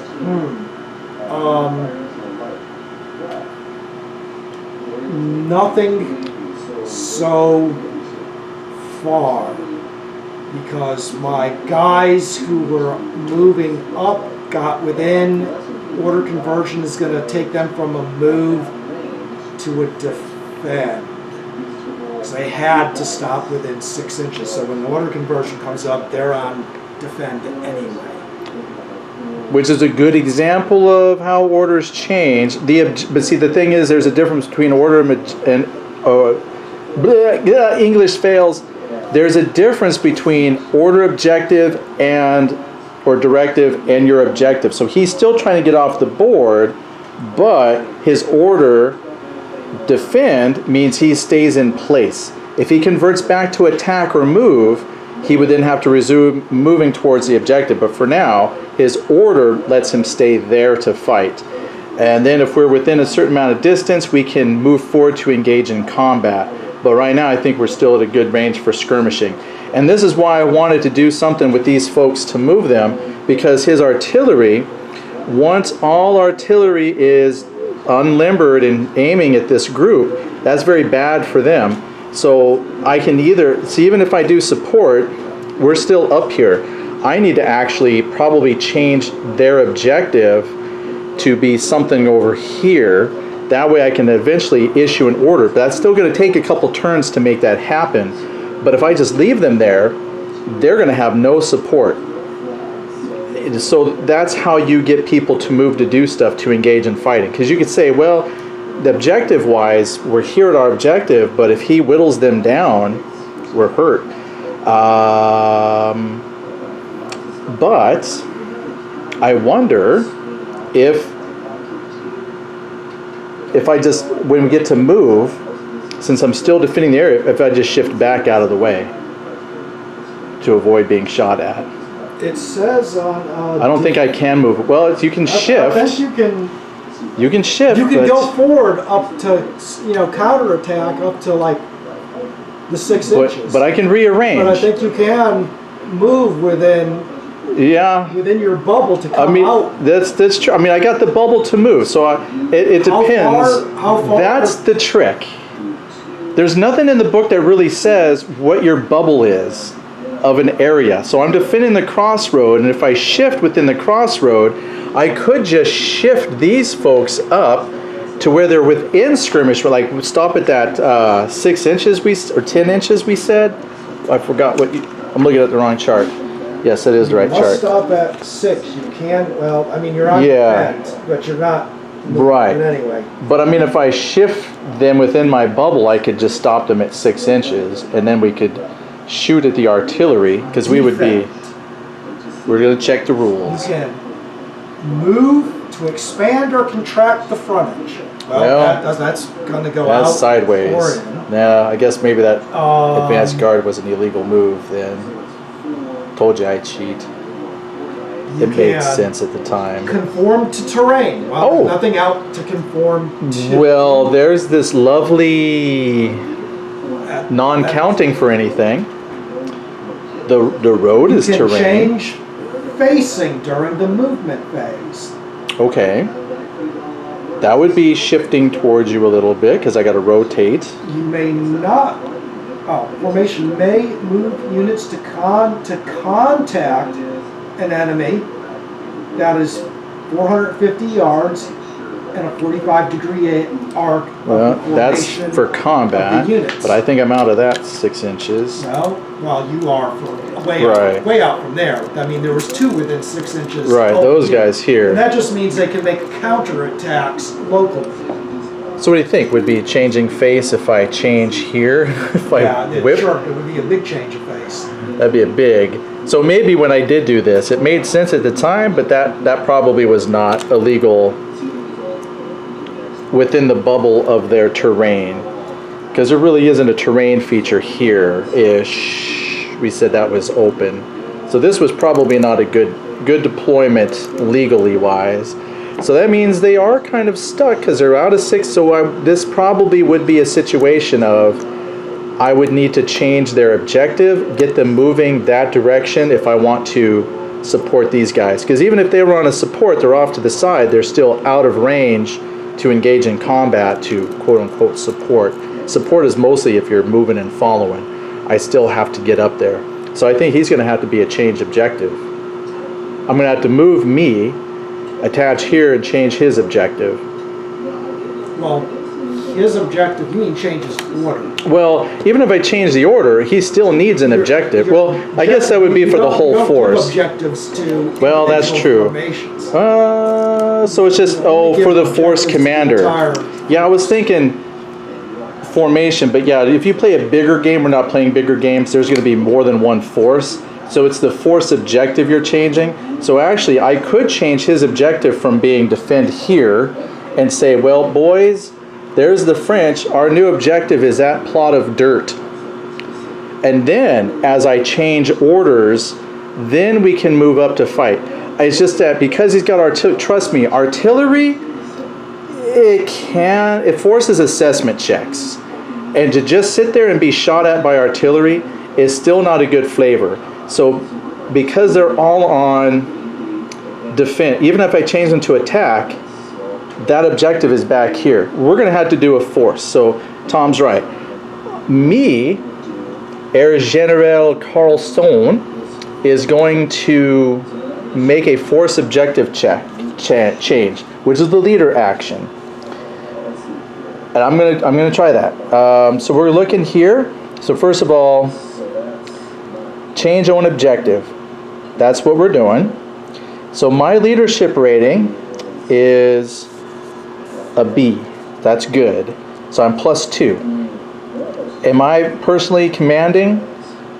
Yeah, I guess I am. But it says there add again or subtract. So what do you think? Am I at 2 and then I add 2 because it's me? Yeah, you're giving yourself. Yeah, I'm giving myself You're the giving order. yourself the objective change. You're the guy. But I don't think there's a receiving on that. No, there's so no it's just receiving. me to me. So that's +4. And I don't think I have to do any of this. Well, the changing on objective, that's this one down here. Yeah, but there's no army commander to say. No, That is don't true. do it. It's just you. Just me. So double the army. That's very important that you read the chart and look at the wording. So there's no army commander because it's just one force. I don't have the Spear Vantage Point t-shirt. Every 24 yards, I'm right there. No fatigue. So I think I'm just a +4. Okay. So here we go. We're going to add 4 to this roll, which is great. 4 + 4 is 8. Now, even if I had rolled just under that, it could have been just delayed by a turn or two, but it's nice that it's happening now. So I have now changed, currently, the new force objective is this black field right out there. I see all them Frenchies and I'm thinking, I want to get some of that. But I have to now change him. This is the order directive change. So I'm going to attach here. So General Carlson attaches. And he's got to tell this guy to start attacking that area. Either move or attack would work. Because it's that direction. Move is going to make him stop. Well, that's okay. That's another good point. Must stop at So- 6 inches. So moving and attacking both get him in that direction, but attack will let you go through. So attack would be the better one. So we're going to go to attack. See, this is why I play with somebody who knows better than me. So we're going to do the same thing, except it's going to be, I'm the issuing commander. So again, Carlson says +2. I am now, am I personally commanding in that one too? You said you're taking personal command. I am taking personal command, which is free to attach. So that's +4. And would I still be having a receiving? I guess I got to Yep. tell that guy. So I add his. He's a +2 because I think he's my second. He's trying to read that plate. Yeah, that's Kublai Khan, who's a B as well. That's like a +6. B is a B. Yeah, you can't fail. I can't fail. Well, you might have enemy within a foot. Well, that's true. Let's measure. Let's see if I can do this with one hand here. They might be a foot. So, I sure hope they are, because my intention was to blast them with artillery. yeah, And it's they within a definitely foot. Okay, but what's the penalty on a foot? Enemy, let's see. -1. Okay, so -1, that's fine. So I was at a +6 and then at a +5. So, You still can't fail. right, even with a snake eyes. Okay, so he's fine. So he's going to change to Right. A. So I'll change that in a second. So they changed to attack. I want to come away, but we have to see how good the tea and crumpets are. This time it's just me to me. That's a +4. I guess the enemy is within 12 inches. It's a -1. That's a +3. Yep. So we'll say +3 to the roll. It's a 9, +3 is 12. So I say, hey, thanks boys for the tea and crumpets, but I got things to do. So they're all set. I might leave them for a second. We'll leave them. Okay, so they got a new order. They're ready to duke it out. But since we did change the objective, but see, here's the thing. I gotta wait till next turn to issue the order, and then one more turn to activate the order. They're on defend anyway. So they're on defend. Still on defend. But I'm just saying, like, those guys, and if I wanted to change them to attack, to go ahead and actually move up to contact, if you don't, I don't know. If you did, I think you did move because you stopped right there, and now you're on defend. Move will go to defend at the top of the order conversion. So we might just be, I might want to convert them to an attack and just go all out.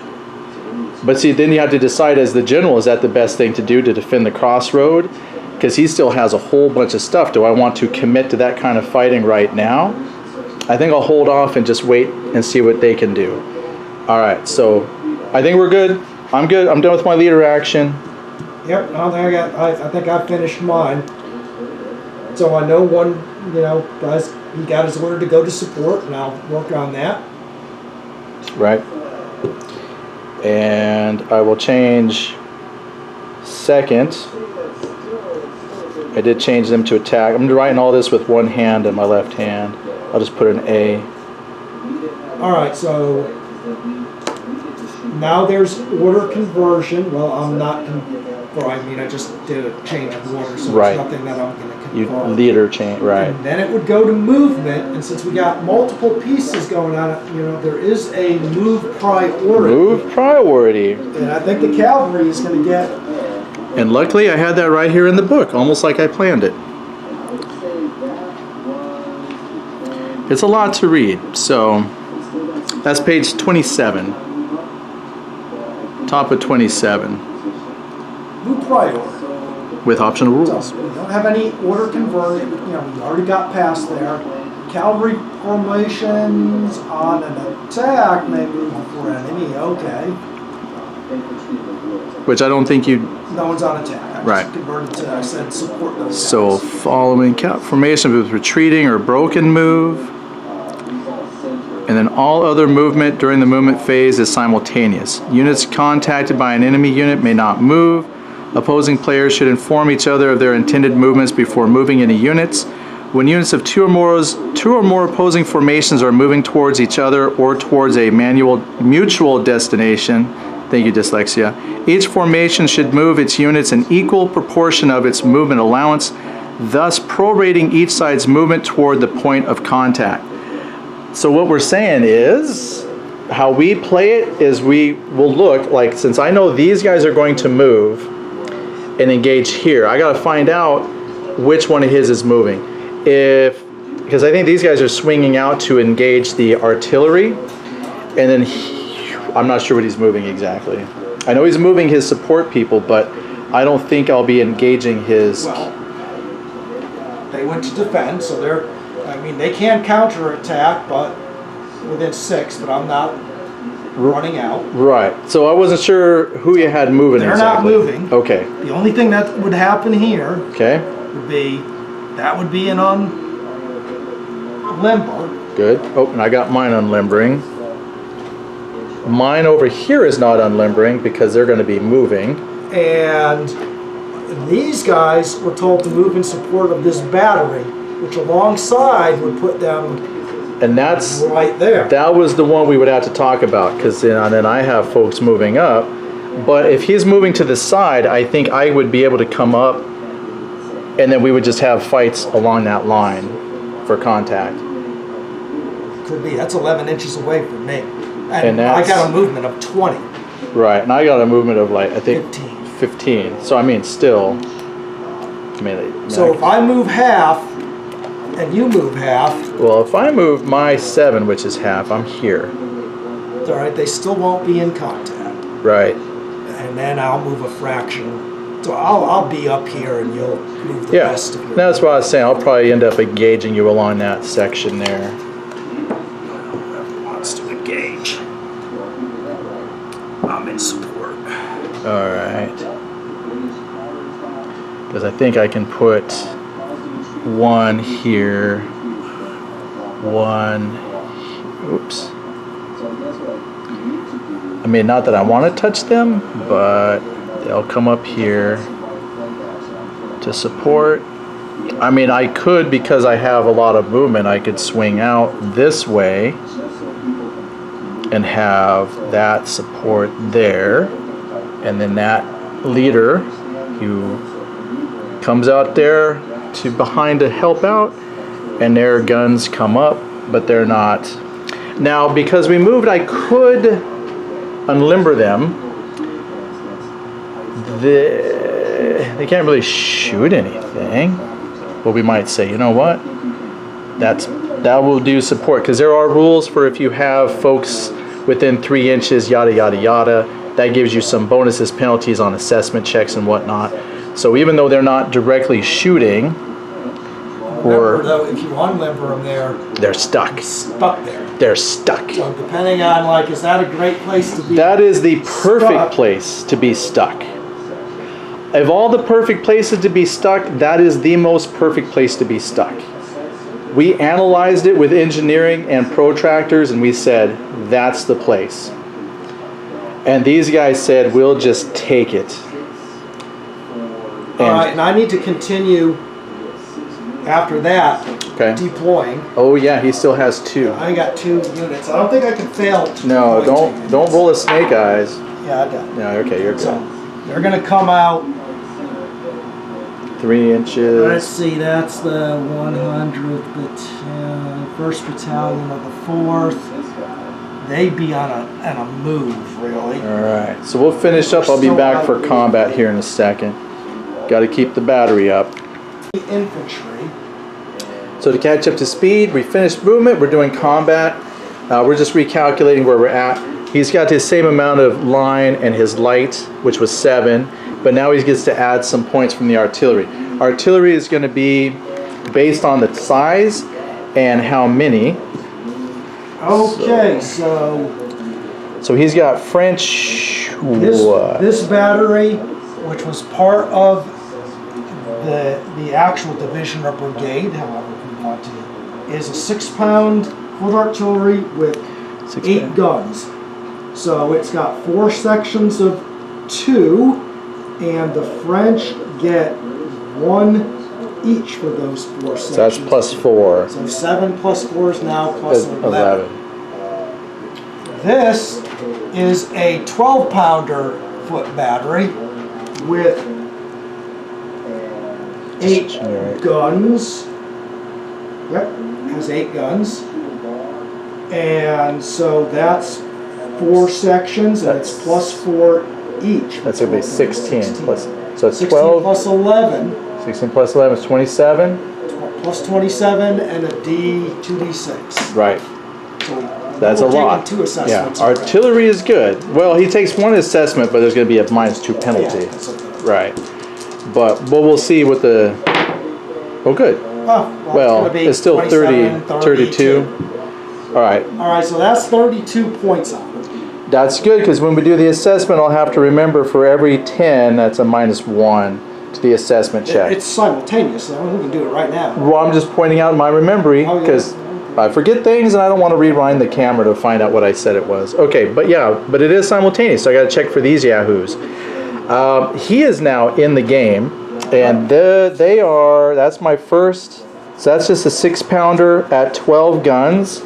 So 6-pounder, there's nothing for Russian 6-pound, so just 6, and I said 12, that's plus 6, because I've got 6 sections. You got So it's plus 6. So plus 6. and plus then I had my 2, that was So 2 plus plus 2 10. each, so just a 10. So that, at least luckily that is 1 assessment check.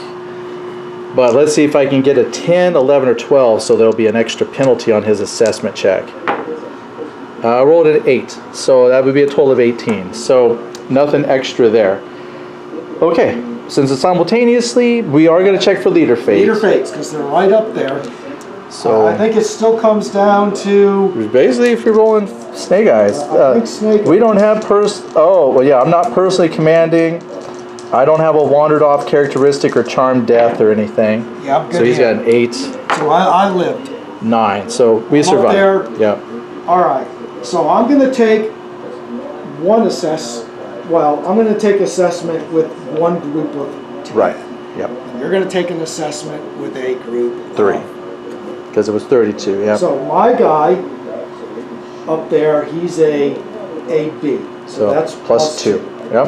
There's none of this grand on tack, on flag. You got your group of 10, so now I'm just plus 1.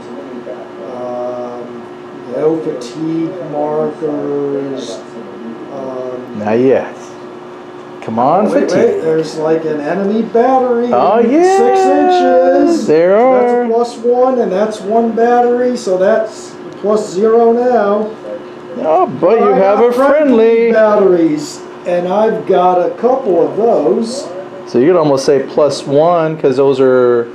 How's your 3-inch measurement? I think that counts. So I got 2 of them. Yeah, we'll give you 2. So I got so that 0 went to plus 2 now. Okay. Bummer. Per friendly battery with this or other formation. We're within 3 inches, and then they're not firing. Yeah, we're just looking at other All right, possibilities. so I got nothing as far as brittle, stoic, or anything like that. Nobody's. All right. I guess it's a total of plus 2. I'll take plus 2. So let's see what you get on your roll here. So 7 plus 2 is a 9. That's good. All right, that's not too bad. There is a thing. I don't think you have irregulars or impetuous. Nope. I think I'm going to get a fatigue. Yep, because it's not cavalry. So just 1 fatigue. All right, so 1 fatigue to the majority. Well, Infantry. It's mostly an infantry. Right. So I equals 1. And that is the rule that I see people debating is how do you assign the fatigue between infantry versus artillery? And there's several things, but I would say if multiple fatigue was being assigned, since they both partake, I might say put the majority of the fatigue on the infantry and that 1 lingering point or something on the artillery. But I've seen people ask that question on forums, and it's kind of, it almost seems like how you house rule it out. But for now, 1 point of fatigue, I have no problem assigning that to infantry. I'd love it on artillery because that really affects their ability to shoot, but either way. Okay, but now I gotta make my assessment. So my leader is a B, so that's plus 2. I'm not flanked, but I did take 32, so that's minus 3 because it's minus 1 per every 10. So I'm already at an overall minus 1. But then I have no fatigue currently, but there is an enemy battery within 6. That's another minus 1. So Tom's keeping track. I'm at minus 2 now. I don't have any enemy battery within 6. You don't? I thought one of them guys They're outside were. of 6. The infantry are within 6. Oh. The batteries are outside. Oh, because you got them back just a bit. Yeah. Well, look at you then. Okay. So good. Never mind. I won't take that. But I do have a buddy within 3. Okay, so if I'm plus 2, and I had minus 3, so I'm at minus 1, and then at plus 1 because I've got friendly battery at plus 1. I guess I'm at a plus 0. Well, all right, let's see. You had a minus 2, and then you got a battery with you? Well, I got plus 2 for my leader, Yep. minus 3, All right, so that's... so minus 1 in the whole, and then if I add 1 for the artillery, Support, yeah, cancels it out. so I think I'm just 0. I think... Nope. Do I have Aren't another you thing? Stoic? Oh, you're right.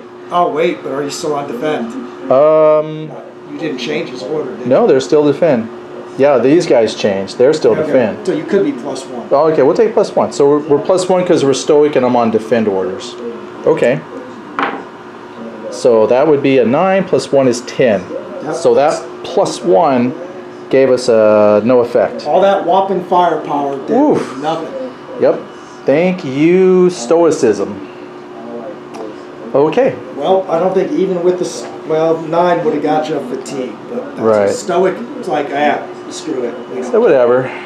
That's all right. Okay. We got vodka. Now, we've got another artillery battery. Oh. Yeah. over here. Right. That is true.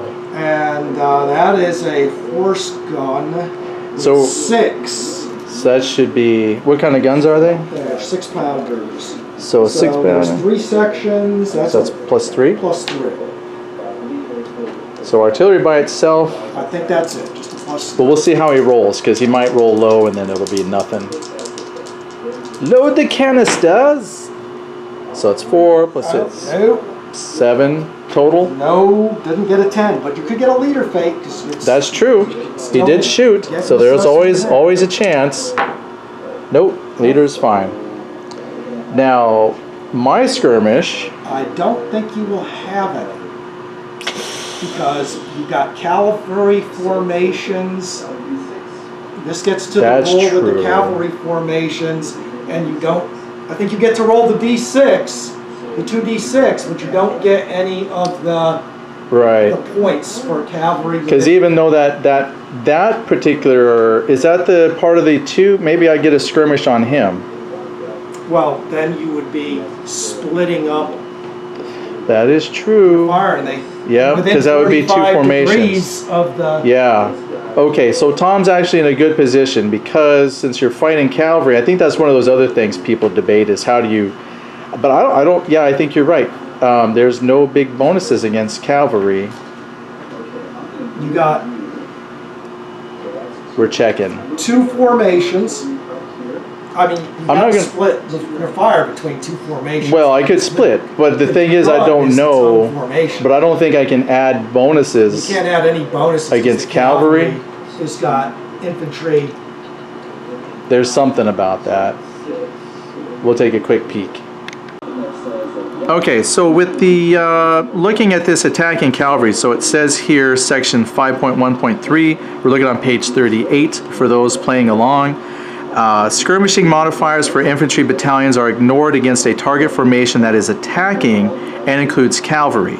So if a formation being attacked by cavalry has another valid enemy target, skirmishing modifiers for infantry and battalions may be used against that alternative target, presuming you're within 450 yards, or not a scale, it's like 6 inches and 45 degree.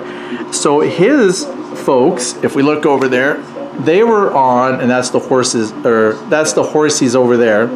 They were on support, so they moved forward in support of the infantry that were over there. So they were not on an attack order.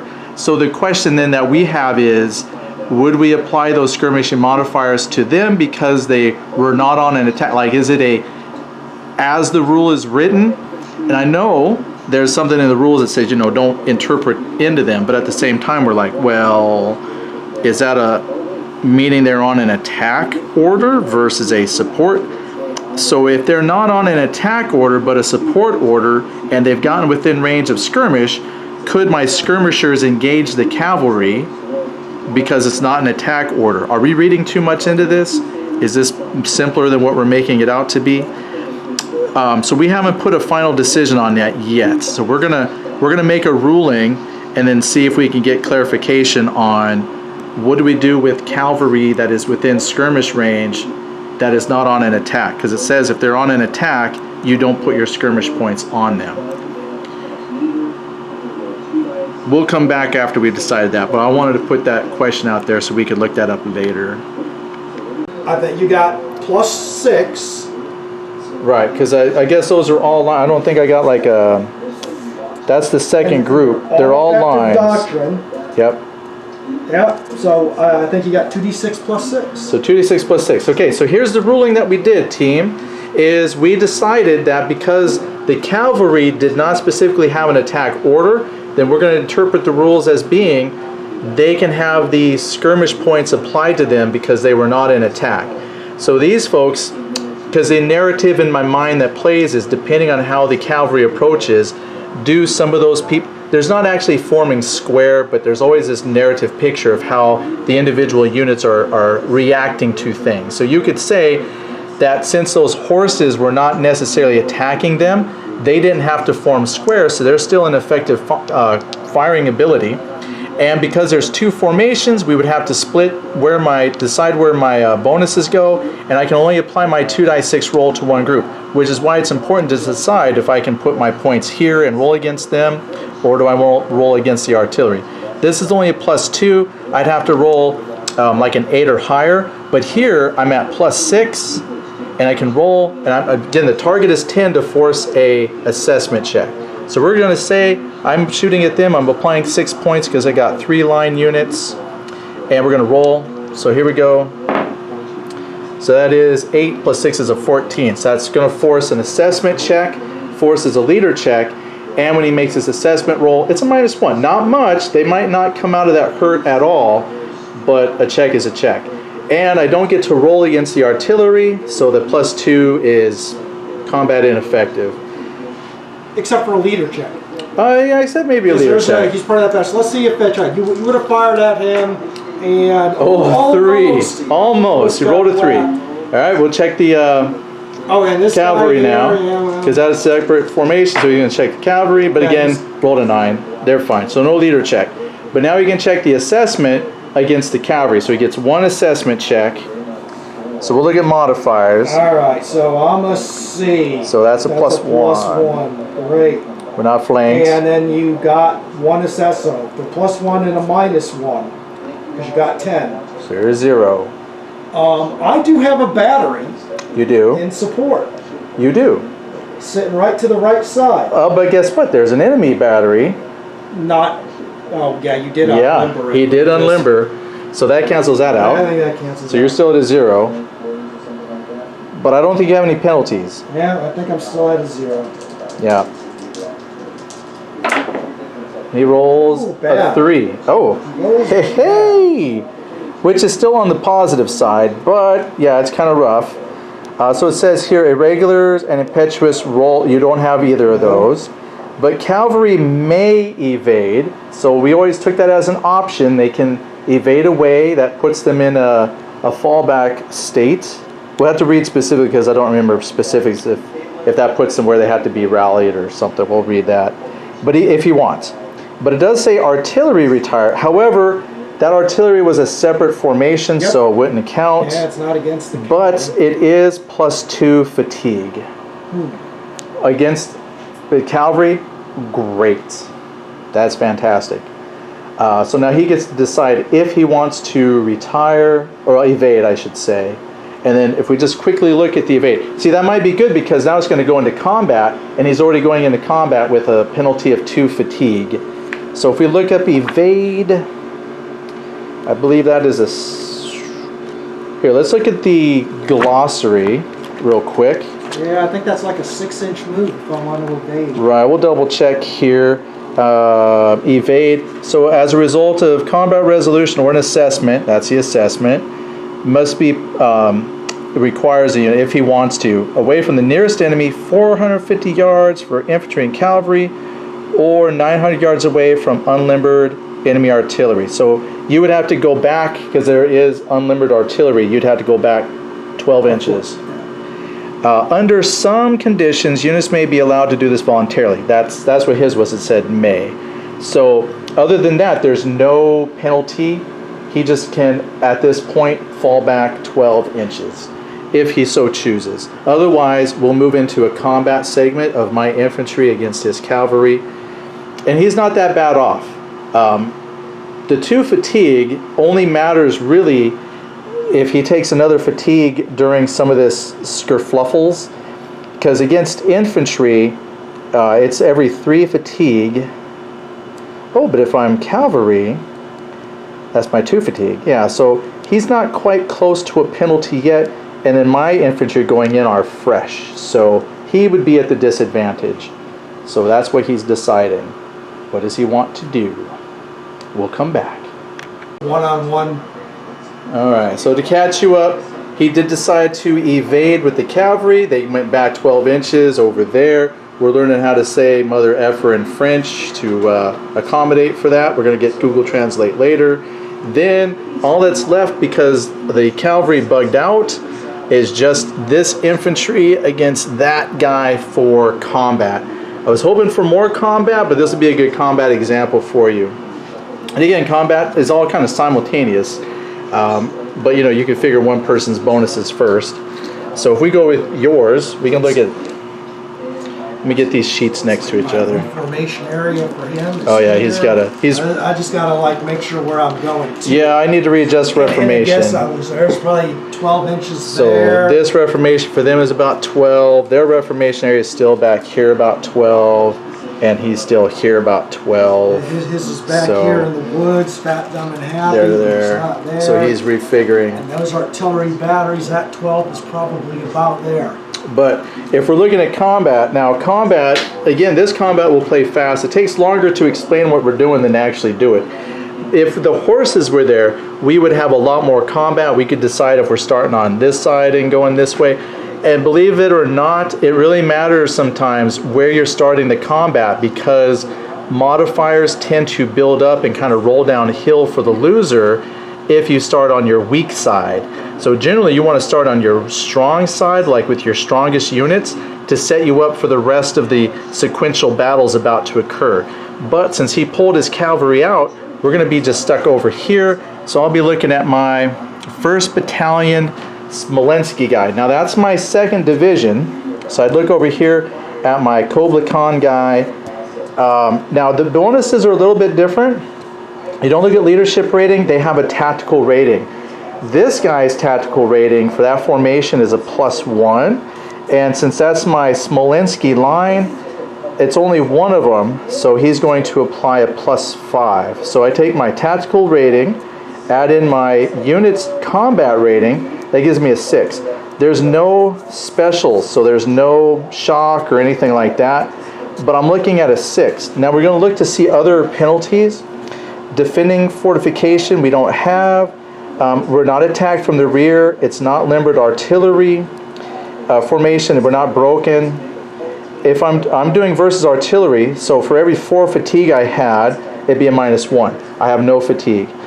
The opposing person, it's not a larger unit. They're not multiple units. There really isn't larger units so much, but like multiple units, again, it's just one-on-one.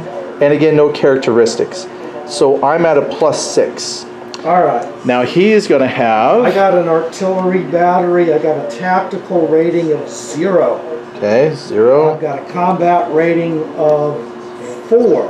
So the difference here is artillery, you don't have, it's not like you add them up like you did before, you just look at there. So for my artillery, I'd have a 3. His is a 4. Okay, so you're at what, plus? I guess it's +4 to +6. That's it? Okay, so that difference is important because we're going to roll 2 dice 6, add our bonus, and then compare the difference. So he rolls 6. 10 total. Oh yeah, because he gets to add that, his 4. So he rolled a 6, adds 4 is 10. I got to roll good. Because I'm adding 6. Yeah, you can roll average. Okay, I rolled 7, plus my 6 is 13. To your 10, that's a difference of 3. Okay. So now. By less than or equal to 3. So that means. Retire. And that's bad. That's not too bad. Well, for you. It's a 1. Oh, a cavalry get a +1 fatigue. I just retire. You just retire. Which is okay, because see, retire now without... Number up and go to the reformation area. That's it. So he goes back and he says, okay, we're good. Alrighty. So he's back there. Back to the reformation area.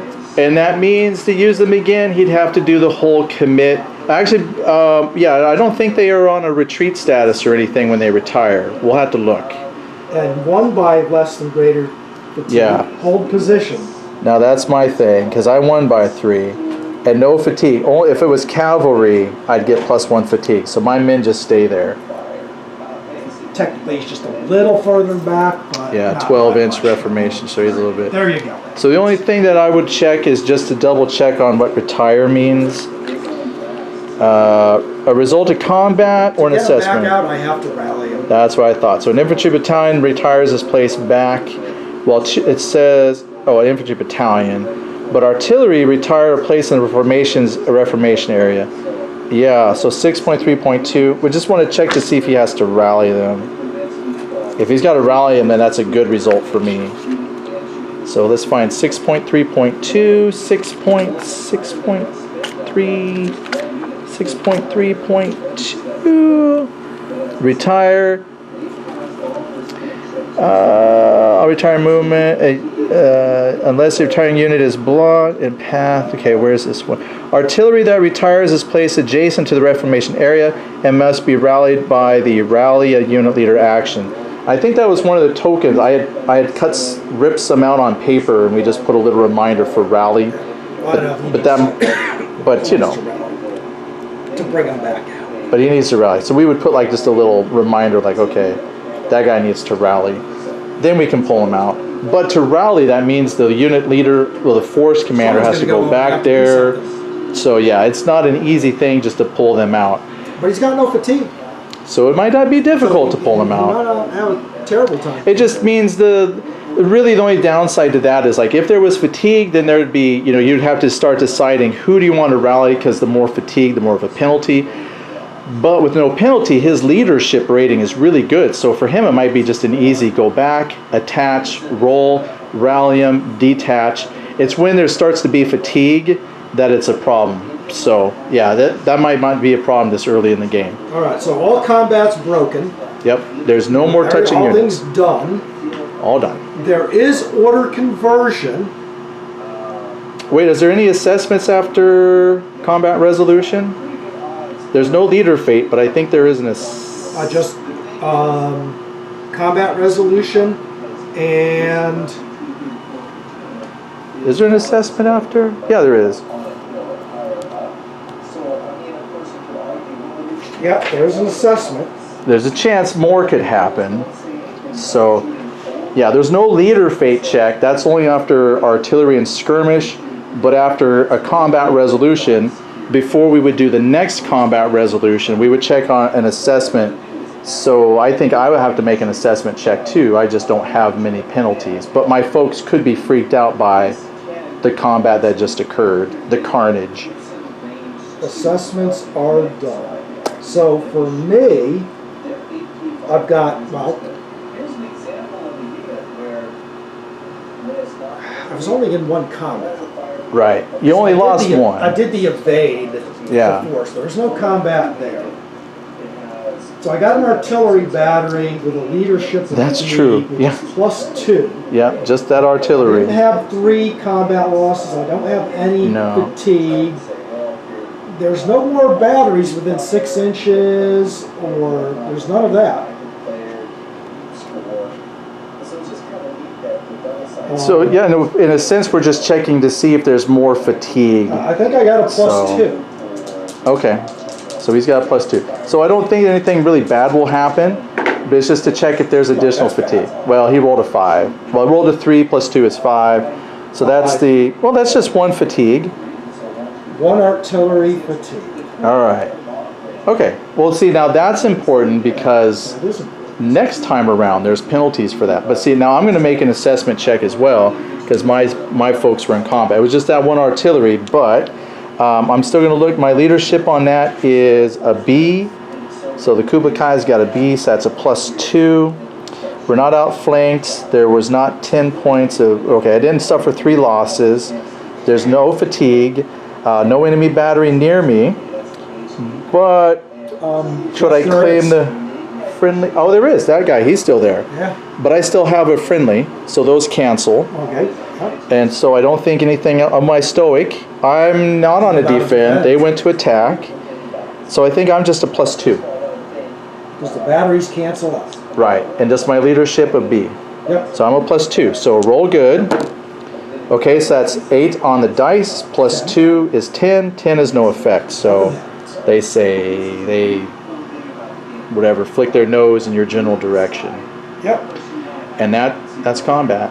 Okay, cool. So what I'll do here, because the battery is terrible, I'll stop filming this part. We can play some more and then maybe summarize. But you've had a chance now to see some skirmishing, movement, order changes, directives.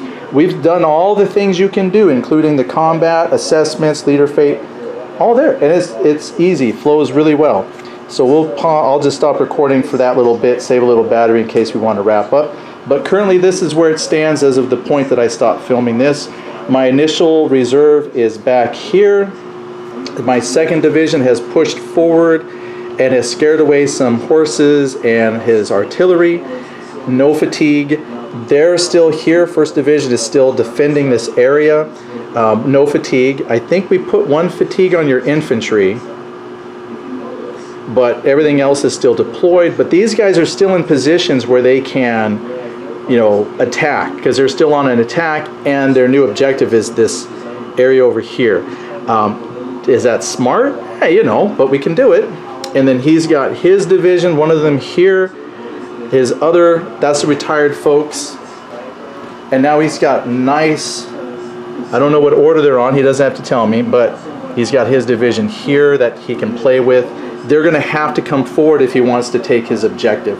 We haven't decided on objective points or anything like that. So, you know, I'd say at this point, I'm winning. I'll go with that. Okay, that looks good. Nice battle. All right, we'll come back at some point. Thank you everyone for watching through part 1 of our gameplay of Etson's Resultat. We did decide to call the match there. We were looking at time. There were some other things that we were going to do. So we're going to pick up the game, hopefully get it kind of maybe concluded next week, the sample game. However, as I was going back and I'm looking at it, there are still questions that come up. Now, that's no fault of the rules. It's just like anything. I think we're doing pretty good with the major overall concepts of things, and it just comes down to maybe some details that we find. Detailed. So sometimes the details we're trying to, you know, make sure that we get that in the game flow. For instance, Rally is going to come up because he's got some, well, at least right now, one artillery unit that's in a rally. And I was going back kind of looking at those leader actions, because those are going to be leader actions. And we get the concept of leader action, but now I want to look at those specifically. So for instance, when his artillery retired, I said it retired, that was the result that it had. It retired, basically, it said it, trying to think of the word it used. Hold on. Let me find it from the, it's from the results. Had one of these, where was it? I think he lost by 3. Yeah, retire. So his artillery retired, and we looked and it said that when artillery retires, it goes back to the Reformation, I think the Reformation area, and then he has to be rallied to come back. Okay, that seems good enough. There's rally a unit, leader action. So we'd make a leader action check. So I was checking that, and to rally a unit, it says leader action rallies a unit from the Reformation area, moving it to the deployed battle waves of the division. This leader action requires a leader action test using the order, activation, and leader action table. Cool. If successful, an infantry battalion or cavalry squadron group is moved from Reformation area adjacent to or directly behind a unit in the rear wave of the formation. If the formation is deployed, the unit is placed at the rear of the march column. Artillery batteries that are rallied successfully from the Reformation area are placed in the formation reserve. Artillery batteries may not be rallied and committed in the same turn. Okay, cool. That mentions nothing about attaching the unit, the force commander, to that formation to make that happen. So in the spirit of not adding to the rules, in my mind I'm thinking, oh well, because I think when my friend and I played this before, we attached the force commander to that formation to make this happen. Which I guess you could if you wanted to add the bonuses of the leader being there to make it happen. But I don't think you have to. So I think if we just did a leader check, so it'd be like the force commander down to the formation commander, instead of force commander personally being charged, telling the formation commander to rally out. So I think if you just needed the extra bonus to make that happen, you could attach. But to me it seems like I could just simply spend a leader action trying to rally. And if your leader is high enough quality, that might not be such a bad thing. Because if he's rallying, and let's say he's a B, and the formation he's trying to rally something from is also like a B, that's 4 plus 4 on your dice roll right there. And if there were no other modifiers, that might be good. I think a lot of times we were attaching our force commander, first we thought out of necessity, like you had to.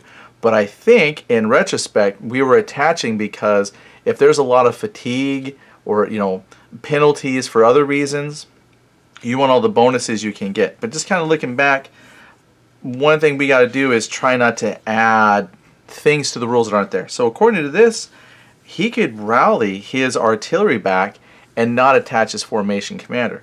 Now luckily his formation commander, being rated at a B, has a pretty good chance of succeeding in all of his rolls.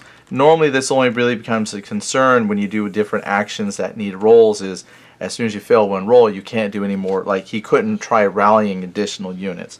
So just keep in mind, okay, I'm keeping in mind this rally he might not have to attach if he doesn't want to.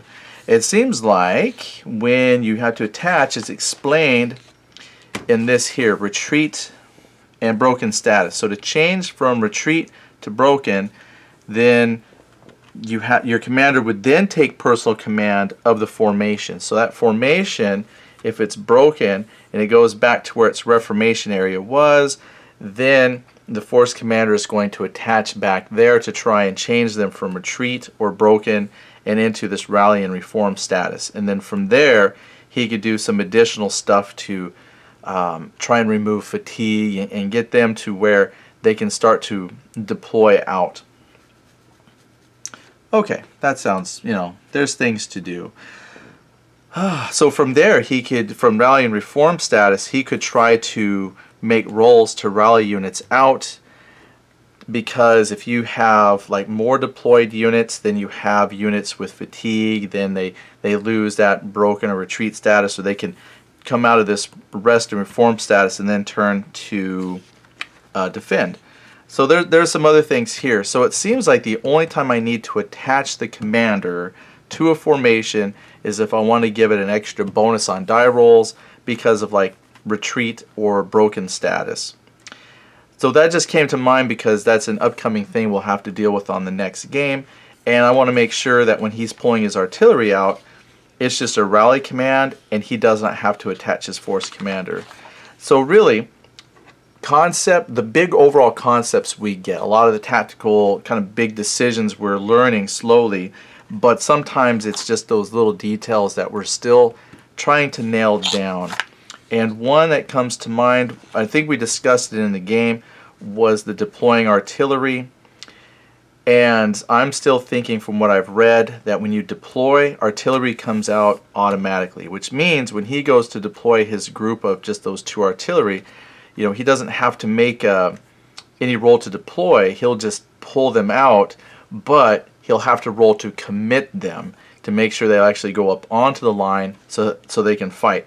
He could probably put them out in a sense to the, they'll automatically pop out to his artillery reserve area, and since it's just a group of like 2 sets of artillery anyway, I guess wherever he goes, that's always going to be his reserve area. So really he just has to roll to commit them, because we were thinking maybe there's another roll to deploy the artillery, but I think when you're deploying and it says artillery automatically comes out to the reserve, so even if I've got like 6 units and I deploy 3, I would still have 3 units left to deploy, but my artillery automatically comes out to the reserve area as well. So just little things like that we're still trying to get down, but I think it's all coming together. So I do hope you enjoyed that. Look forward to part 2, and leave your questions, comments, especially if you have experience with the rules. Please feel free to leave corrections, and if you can, put timestamps. It'd be nice if someone come back to this later and they look at the comments that you have. We can get everybody a very accurate. So I should have put this at the beginning. Not a tutorial, just a couple of folks playing and learning and really enjoying the game. So I look forward to putting out a part 2 for you. So thank you for watching the video. Thank you for kind of watching this after action report, and we'll see you on the next one. Thanks a lot, everyone. Bye.